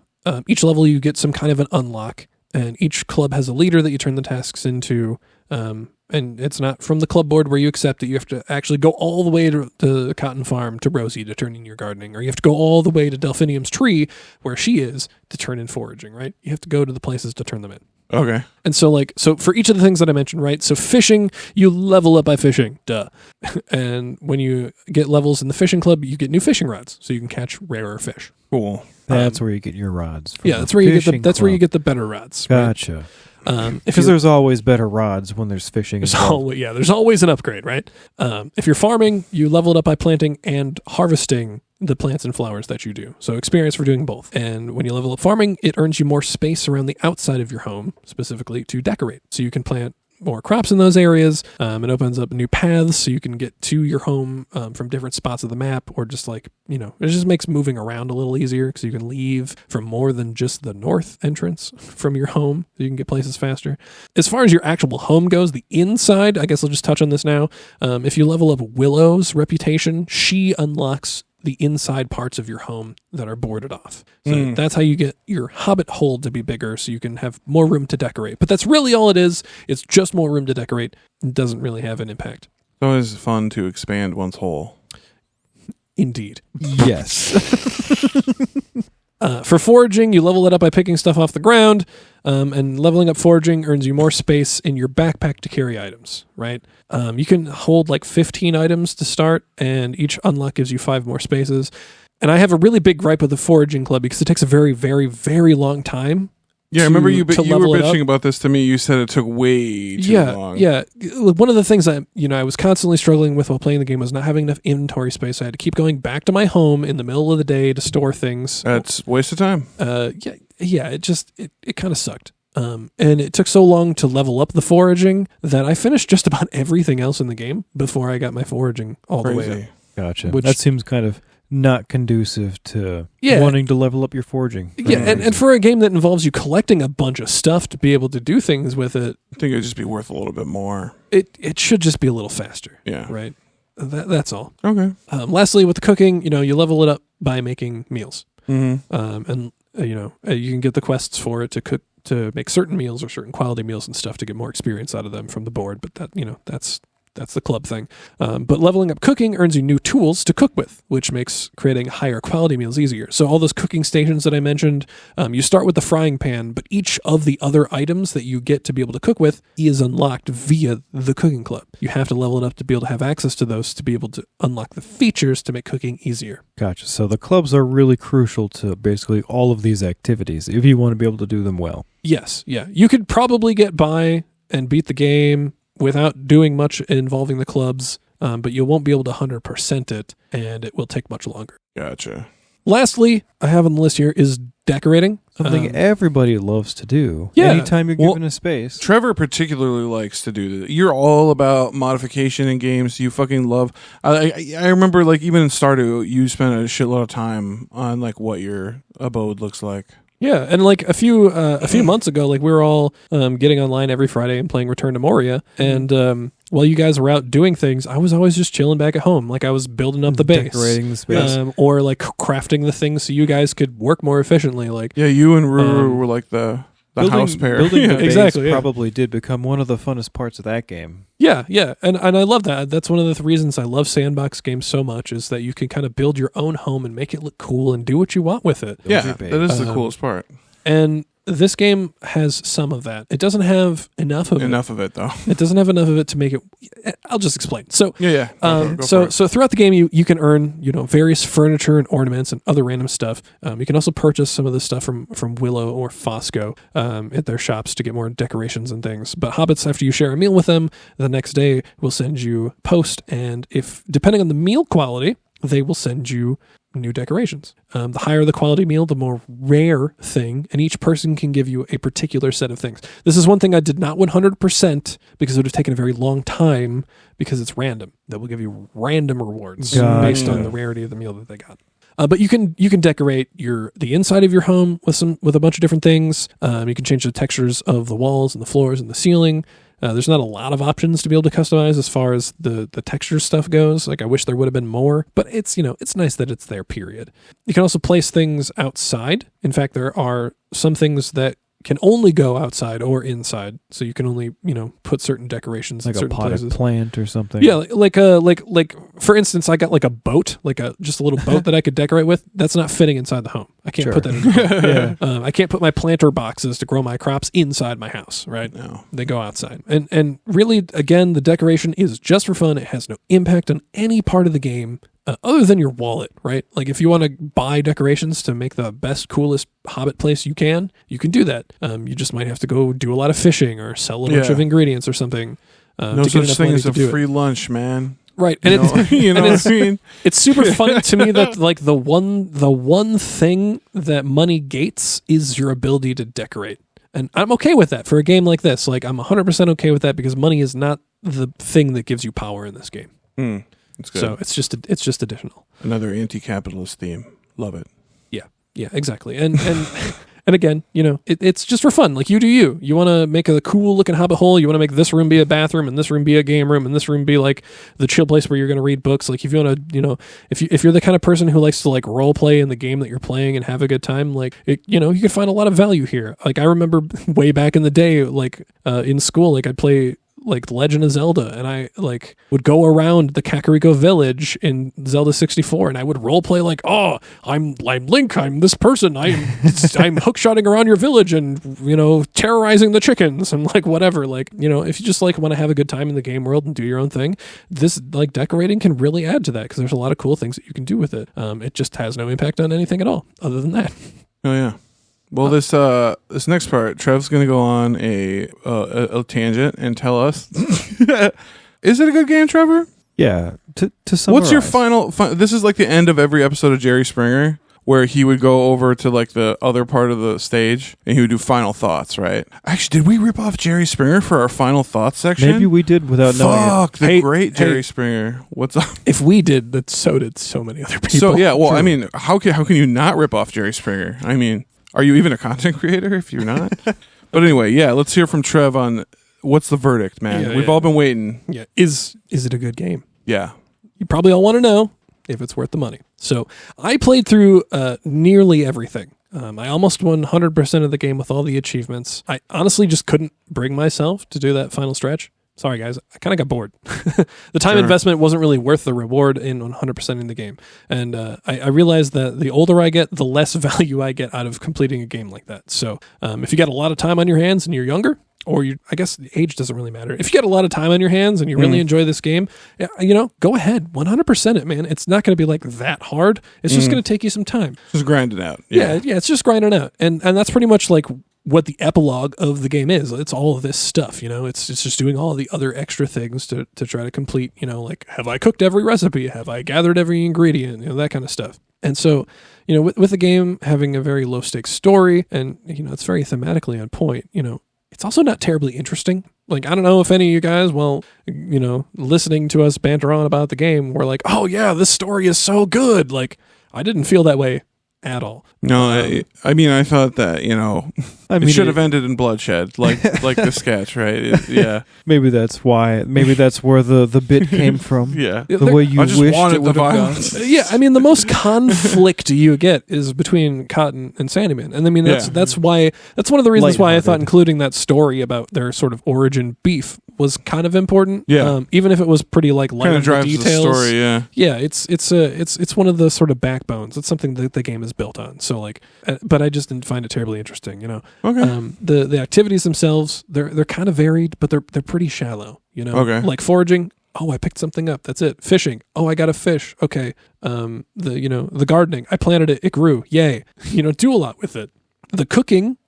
I can't say the same thing about the cooking. The cooking is complex and, again, the most fun part of the game. So yeah, it seems to be the like you said, bread and butter of the game. Exactly. And I've used this saying before to describe other games, but I think it also works well here. The game is a mile wide, but it's an inch deep. There's a variety of things to do, but none of them really have a lot of depth. Gotcha. The game No Man's Sky, when it first came out, perfectly fit this description. It's so much better now because they've had almost a decade to make it better, And I would hope that this would be the kind of game that maybe they could make it better. I don't see it happening. Yeah. I think as far as a complete package goes, it is kind of where it needs to be, but it's not enough for me. The bones are there and they're all healthy, but there's so little meat that not even an orc would eat it, right? More or less, if you want a chill time, you're a big Tolkien fan, or you just love hobbits, I think you'll probably enjoy the game. You just might not enjoy it for very long.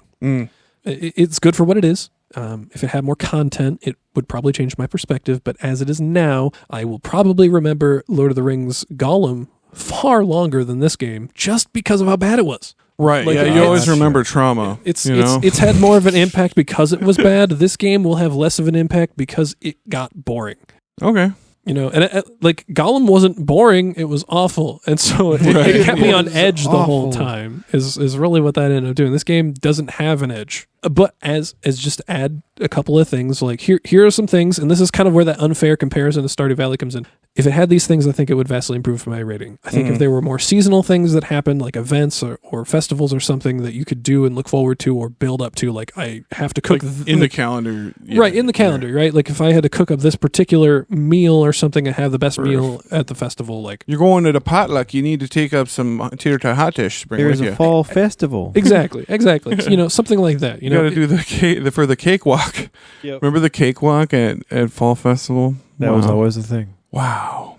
I think if the game had more Hobbit hole customization, like I said, the textures were very limited. I think that would be very nice. Or even more clothes and things that you can do with your character, because that didn't feel varied enough to me.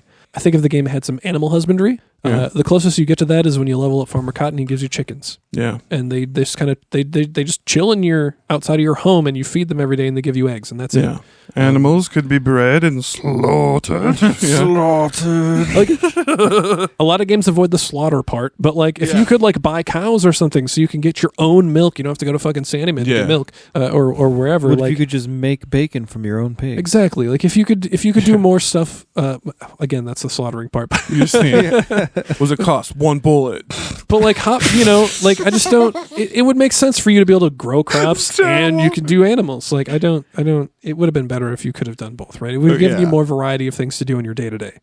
I think if the map would have been larger with more locations to go, that would have been better. Overall, the map seemed pretty small. With how short the days are and how short the seasons are, it makes sense that everything feels a little more condensed. But it would have been nice if it was a little more spread out time wise. If there was some more depth to the basic activities, other than the cooking was perfect. Yeah, it seems to be the it's the draw. It's the appeal. The draw of the game. They nailed the cooking, but fishing could have been a little more complex. Foraging could have been a little better. Gardening, again, there are things they could have done to add a little bit more complexity to these things that would have made them feel a little more worthwhile, or at least more fun, right? Yeah. Aside from that, if the NPCs actually had more routines and things that they did, because all they really do, you're gonna know where characters are. As soon as you see their sort of routine, and you can just see the map or where you see them at different parts of the day. You know that Lily Cotton is always going to be at the Green Dragon in the afternoon to the evening. She's always going to be there. It'd be pretty easy to assassinate all these characters. They're Assassin's Creed type really game. predictable. They don't do anything different. I know Like, where they'll be. you have a whole week, right? Like even Christians go to fucking church on Sundays. Switch it up a little bit. These guys don't do anything different on any different day. So like it would have been nice to give them more variety and make the world feel more lived in because of that. You know, Yeah. like maybe the Green Dragon is closed on a Sunday or something. It adds a funny little, lore. it adds They a little have- more they- life to it. Right. And it makes it blue feel a loss. little more rooted in reality, Yeah. which would have been a little more immersive, you know? Without some of the stuff, it just kind of feels like stale, you know? Yeah. Like Bywater is a little devoid of life. And I know that they had other bigger things planned. I've in my research, I learned that there were some complications with the development of the game itself. They had switched leadership at some point during the development. Like it had been in development for a while. They went through a bit of what you might call development hell. And so like, yeah, when you're going through struggles and you're making any piece of art, like there's going to be features and things that get cut, or you just don't have time to playtest or put in the game. Yeah. There's going to be deleted scenes in movies for a reason, right? Like all that kind of yeah. stuff. So, they just didn't have, I'm assuming they just didn't have the manpower, or the time, or the corporate people who are the ones who literally control when things need to come out, put their foot down and were like, it's good enough. Let's fucking make money. You know, I'm sure I have strong feelings that that's probably what happened. So you don't think it's on the artist? It's not on the artistry. Oh, no. Almost every single time when it comes to games and game development, it's not on the people business making side. the game. Yeah. Like they want the best. They want the game to be perfect. Like there's this thing going around in the UK and all over the world at this point called Stop Killing Games. It was a petition, and like because developers can just like stop service for a game and then you can't ever play it again. Right. Yeah. We Yeah. talk about this because we were talking about like with Lost Film, how games now are kind of lost that way. Right. Right. And so Yeah. a lot of people will spend their money on a game only for it to be defunct 3 years later. They can't play it anymore. Bullshit. And that sucks. Yeah. That's bullshit. It's a highway robbery, man. That's what it is. Especially with nowadays how games are all very virtual. They're not as physical media based as they used to be. So like most folks nowadays, Yeah, it's the all games ones are and down. zeros, man. It's downloaded on your console or your computer, and they can stop that pretty much anytime they Yeah, want. just delete it from your hard drive or whatever. Yeah. Right. And it really sucks when that kind of thing happens. So, but those sort of like decisions are all on the higher ups, the people who aren't actually like making the product. They're the people who are Well, it's almost like money maybe gets in the managing. way of Yeah, they're the art. people managing the money for the Yeah. art, not the people making the art. Weird. And like, yeah, you need money to make art, but like you can put out shitty art if you just decide to hoard the money If for it's yourself. just about the Like, money, yeah. So It's always got to be about the art. The money should come second, yeah. right, and this honestly probably can be extended to the past few Tolkien games that have released. Like they didn't have the proper leadership or the proper rights, because we know Tolkien stuff is notoriously hard to get rights to do stuff with. So like there's a lot of barriers to making a good Tolkien game. So I wouldn't say that any of the criticisms I have of the game are on the developers of the game. It's on the people managing them. So capitalism ruined Tolkien gaming too. That's what you're saying? It had a hand. Yeah. I don't think there's any other way you can say it. Like Trevor, we're going to call this episode Trevor endorses socialism. well, I mean, not specifically, but like the sentiment is understood. Trevor, that's funny. But yeah, no. All jokes aside, money in art sucks. I mean, every artist deserves to eat and to make money, right? But like when it gets to be all about the money, it's just stupid. And it feels Sucks like for we are everybody. in an age, at least of like big money media when it comes to Tolkien. Yep. We're in an age of kind of garbage. Like there's a lot of unfortunate, but it's true. I love to Yeah. end this episode like this, just like, oh, everything sucks. that's See you not next like week. there's a ton of really awesome Tolkien creators out there. Oh yeah. That are doing their own independent thing, and because they don't have so many barriers to make their content, they can make really awesome stuff. Mm-hmm. And they're passionate and they give a shit. And a lot of the people who go into making these games are also passionate and they give a shit, but they're hit with all of those barriers. All along that the way. bullshit. Yeah. So when it comes to the stuff that where the money is talking, Tolkien is failing. Yeah. Damn. Just like everything else. Cool. Well, like Jerry Springer said, let's get into some final thoughts, guys. On that note, No, and sorry to make it all sad at the end there, but it's kind of when you're discussing a piece of art like this, it's kind of, you can't really go without saying it. And as Trevor's pointed out multiple times, it is the unfortunate curse of Tolkien it's games a pattern, recently. Yeah. Well, and we just Tolkien media in general recently. we care so much about this genre, topic, etc. Like, we're going to be critical of it. Yeah. Because if we're not, who's going to be? And you know what? That's why I loved covering those fucking fan films so much, right? When we covered Those the fan were films. a breath of fresh air. Because those were fucking They were made good. with love, and they weren't made for the friggin' money, man. They couldn't. They literally couldn't be made make for the money. money. They yeah. were great. And they too. were awesome. I mean, they were some of the best. Those three things we covered were some of the best Tolkien media I've seen since Yeah. And Peter Jackson's trilogy. Like, it can be argued that those are all like B quality. well, I mean, they're below budge. You know, they're no budge. Right. really. That's not like, I love B quality stuff. Yeah, that's me not too. that's not to speak ill of B quality stuff, but that is just to like speak in the realm in which they exist. Right. And this game does not exist as a B quality. It very much is B quality, but it exists in the realm of A quality. Right. Like, it's not a AAA studio, but it's fucking the Weta Workshop, man. You'd think. Like you'd expect a little you'd more. expect more. Yeah. And we just didn't get it. But Dang. all in all, it is a very Hobbit-like game. Like, it's very on theme throughout. There's not enough stuff for at least someone like me who is a pretty dedicated gamer. But, I would rather have this game than the disaster that was Gollum. Like, I'm at least coming out of this game with positive feelings, just like it left me wanting more. You weren't like, that was a waste of my fucking time and I hate it. Like that, like Gollum. Yeah. Like I Gollum. don't regret my purchase of this game. Like, That's good to see. That's reassuring. At least. the only reason I bought Gollum is because we do this podcast. That is not a game I probably wouldn't have purchased otherwise, just based on reviews alone. You know what's funny? I run the KOT TikTok, and one of our most popular TikToks of all time is the one of you deleting a Gollum from your hard drive and just going, yeah. It's like, I can't remember what you said. You said something funny, but yeah, it's a funny TikTok. It's just like Satisfaction. Yeah, it's just like, are you sure you want to delete? Yes, satisfied. Yeah. But this story, it doesn't take any weird liberties that most adaptions try to do. It doesn't have high stakes. It doesn't try to do anything special. They may have played it too safe, but it's kind of, it's in realm, and that's a pretty common criticism. I feel like a lot of recent media is that a lot of stuff, like, it takes it too safe. Plays too safe. Yeah. Yeah. Agreed. I think a term that is used is that it's kind of sanitized. Sanitize is a good word, yeah. And like, I don't want any piece of media to like outright just start offending people, but like, most things are better with some kind of conflict that eventually gets resolved and everybody's happy. This game's conflict is so low stakes that I don't feel happy afterwards. So it just that's is fair what it enough. is. Like, Yeah. I get it's supposed to be like, it's Hobbiton, it's everything, it's simple life, low stakes, but it almost sounds like they went a little too hard on the low stakes and it almost became a crutch.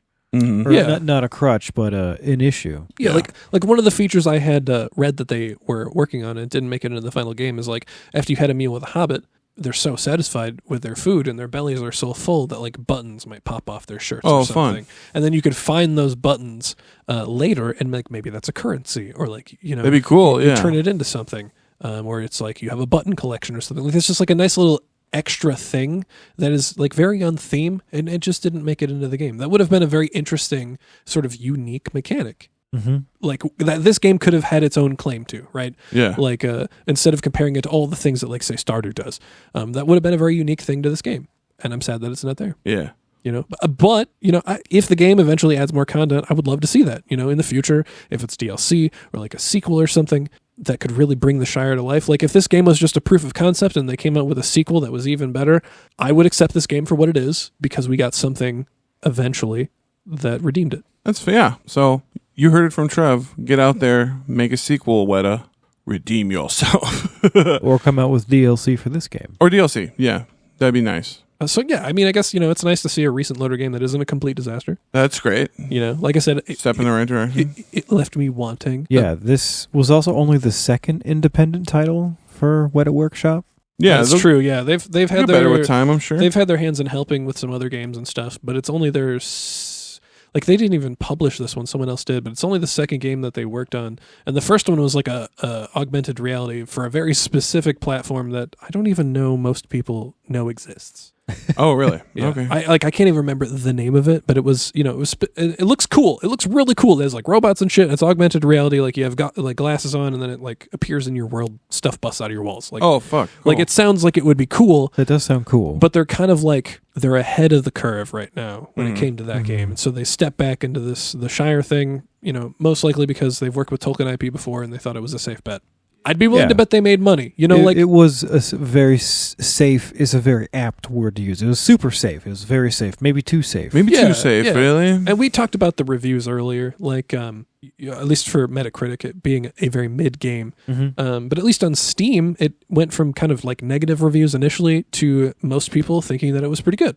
Like it has a positive rating in general. So if you're interested in this kind of game and Hobbits, stamp of approval.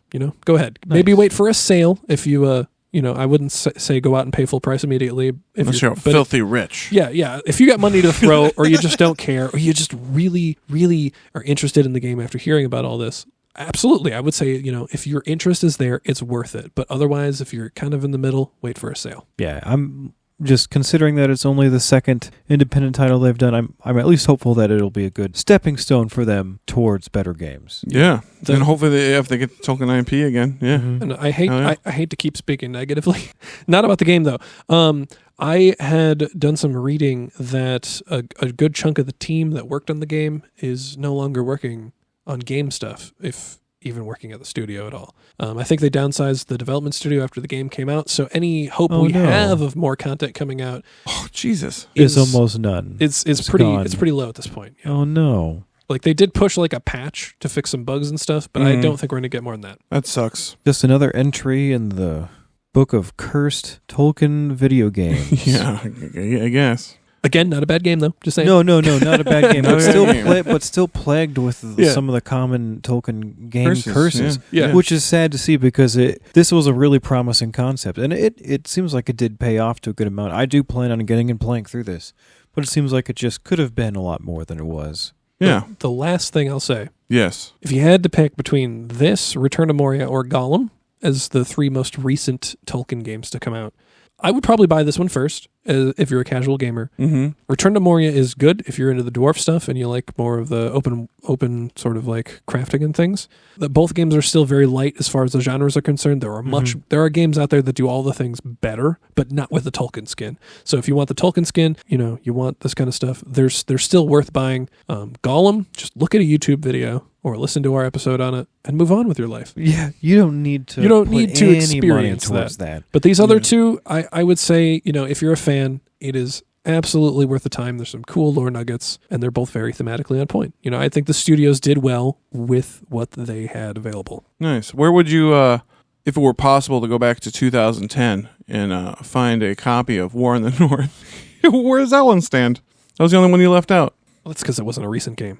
Oh, I suppose you were saying recent games. Yeah. That was quite not a recent game. Because that's even further than like the Shadow of Mordor. Yeah, that's Shadow of way War back games. there, friend. No, the reason we covered that one was because it was kind of a hidden little. A lot of people didn't know about it. Classic. Yeah, and I know that you in particular, Danny, really liked that game. Big fan. Yeah. I played through it. It was solid. I think it was probably more solid for the time that it came out. Sure. It's definitely dated, but yeah. If there was any one Tolkien game I'd say you should go play immediately, it would be Shadow of Mordor and Shadow of War. Those games did it really well, even if they weren't lore accurate. The actual gameplay and all the things that they do are very interesting and immersive and unique and very cool. Super cool games. You won't play another game like those games. Yeah, also take that from this episode too. If you're looking for an ultimate awesome Tolkien game that's like fairly recently that you can still get your hands on, those Shadow games. Check those out. And I cannot wait for future episodes when you cover those bastards in Trevisodes, which we have to do, right? Right, gang? Get on the Discord. I feel like eventually I have to do the Shadow of games. Yeah. I think more, people have, definitely multiple people have told me that you should do it. Like fans have told me you should do it. And I'll also give a shout out to the Lotro, Lord of the Rings Online. Yeah. I've never played it. I probably won't ever play it because it's an MMO. Those games just have such a huge time investment to really get anywhere. But a lot of people who do play it get really sucked in. Like, oh yeah, I know some people that are obsessed with that shit. Yeah, apparently that game does a really fine job with what they have available to them, and it's expansive. You know, it's been going on for years. It has expansions. Like, again, I won't touch it just because of the time investment. Yeah, but I've heard really good things. even if we made you do an episode about it, if you made me do an episode on it, it would have to be 3 years from now, and I have to start playing now. Okay, guys. Well, I think I think we pretty much said about all we have said, or all we can say about this game. If you want to discuss it further, hit us up on the Discord, and I'm sure Trevor will love to field any questions about this game. Yes, there's a specific little spot in there to ask questions for each of us. Hit me up. Yeah, hit up the Trevor section. I am always on Discord. He is always on Discord. Yeah, but next week we've got episode 119. This one has been in the pipe for a really friggin' long time, you guys, and we're really, really excited about it. And it's going to be fucking cool because Joel's kind of writing it in secret. We don't know a lot of the content. We're going to be learning it with y'all. Yeah. And what it is, yo. I'm a little more hyped for this than Tolkien Mysteries right now. Oh, no. Yeah, dude. Oh no. This is heretical theories. So this is some bullshit stuff that people have cooked up on the internet over the years, and we're going to go through it. I don't know what it is. Joel does. It's going to be a lot of fun. Definitely tune in for that. He's said some fun things about writing this episode that I'm excited to explore. So, but that's about all we have for this week. Thanks for listening to KOT Podcast. Subscribe to us wherever you get your podcasts. Stay up to date on new episodes and rate or give us a review on whatever platform you use there. That would be fucking super, super cool. Also, check out the website. That's keepontolkien.com. This is a hub for all things KOT. Trevor is the curator of that site, and it'll tell you everywhere you need to go for all things KOT. And a big thank you to our patrons on Patreon, especially to our certified Tolkieneers who chose to go the extra mile. Those are Rob C., Nienna, Jessica G., and Carms CP. Thank you so much for what you do for us. We really appreciate it. Subscribing on Patreon is not only a way to support us, but it also unlocks some exclusive content. So you can go check that out at patreon.com/KOT podcast. We also accept private one-time donations if subscriptions are not your speed. We totally understand. We just appreciate anything you're willing to give. Thank you. And, of course, you should probably get in touch with us, especially if you have questions about things or suggestions for episodes or just want to have some cool chats or check out all the freaking cool art that people keep There's posting a shitload of Discord. You guys. Yeah, our fans post a shitload of art on there, and it's so fucking fun to see, every day art popping up and really just cool different styles that I've never really seen before. So we got a lot of fans from all over the world. So interesting perspectives on the art there. It's fucking cool. Really love it. Yeah, and we have it as a rule. You have to post the author of the art. Yeah, the artist if you do know it. Yeah. So, you can also, if you find a piece of art you really jive with, man, you can just look up the artist and see what other cool things. Yeah, that's what's cool about it. Things they make and all that stuff. So we always post the artists when we can. Yeah, and that stuff that's all in our Discord. Our Discord is the most active place for being social with us. But you can still find us on places like TikTok or X, or on Facebook and Instagram. All the usual places, if you will.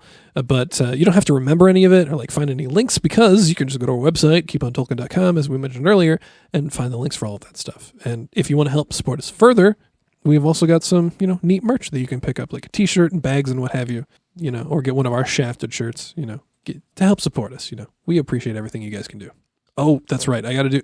But if you want to know the actual website, it's keep-on-tolkien.com. All right. I almost forgot. It's not in the outline anymore. Almost forgot. Can't go without it. I think that's about all from us, gang. This has been a really fun episode. Fun game, fun bit, all fun all around, you guys. So much fun. We got a little sad at the end there, but often things do. So, I have been Danny J. I am Joel Ann. I was Trevor D. And together we have been Keep on Tolkien. Aure et Tulova.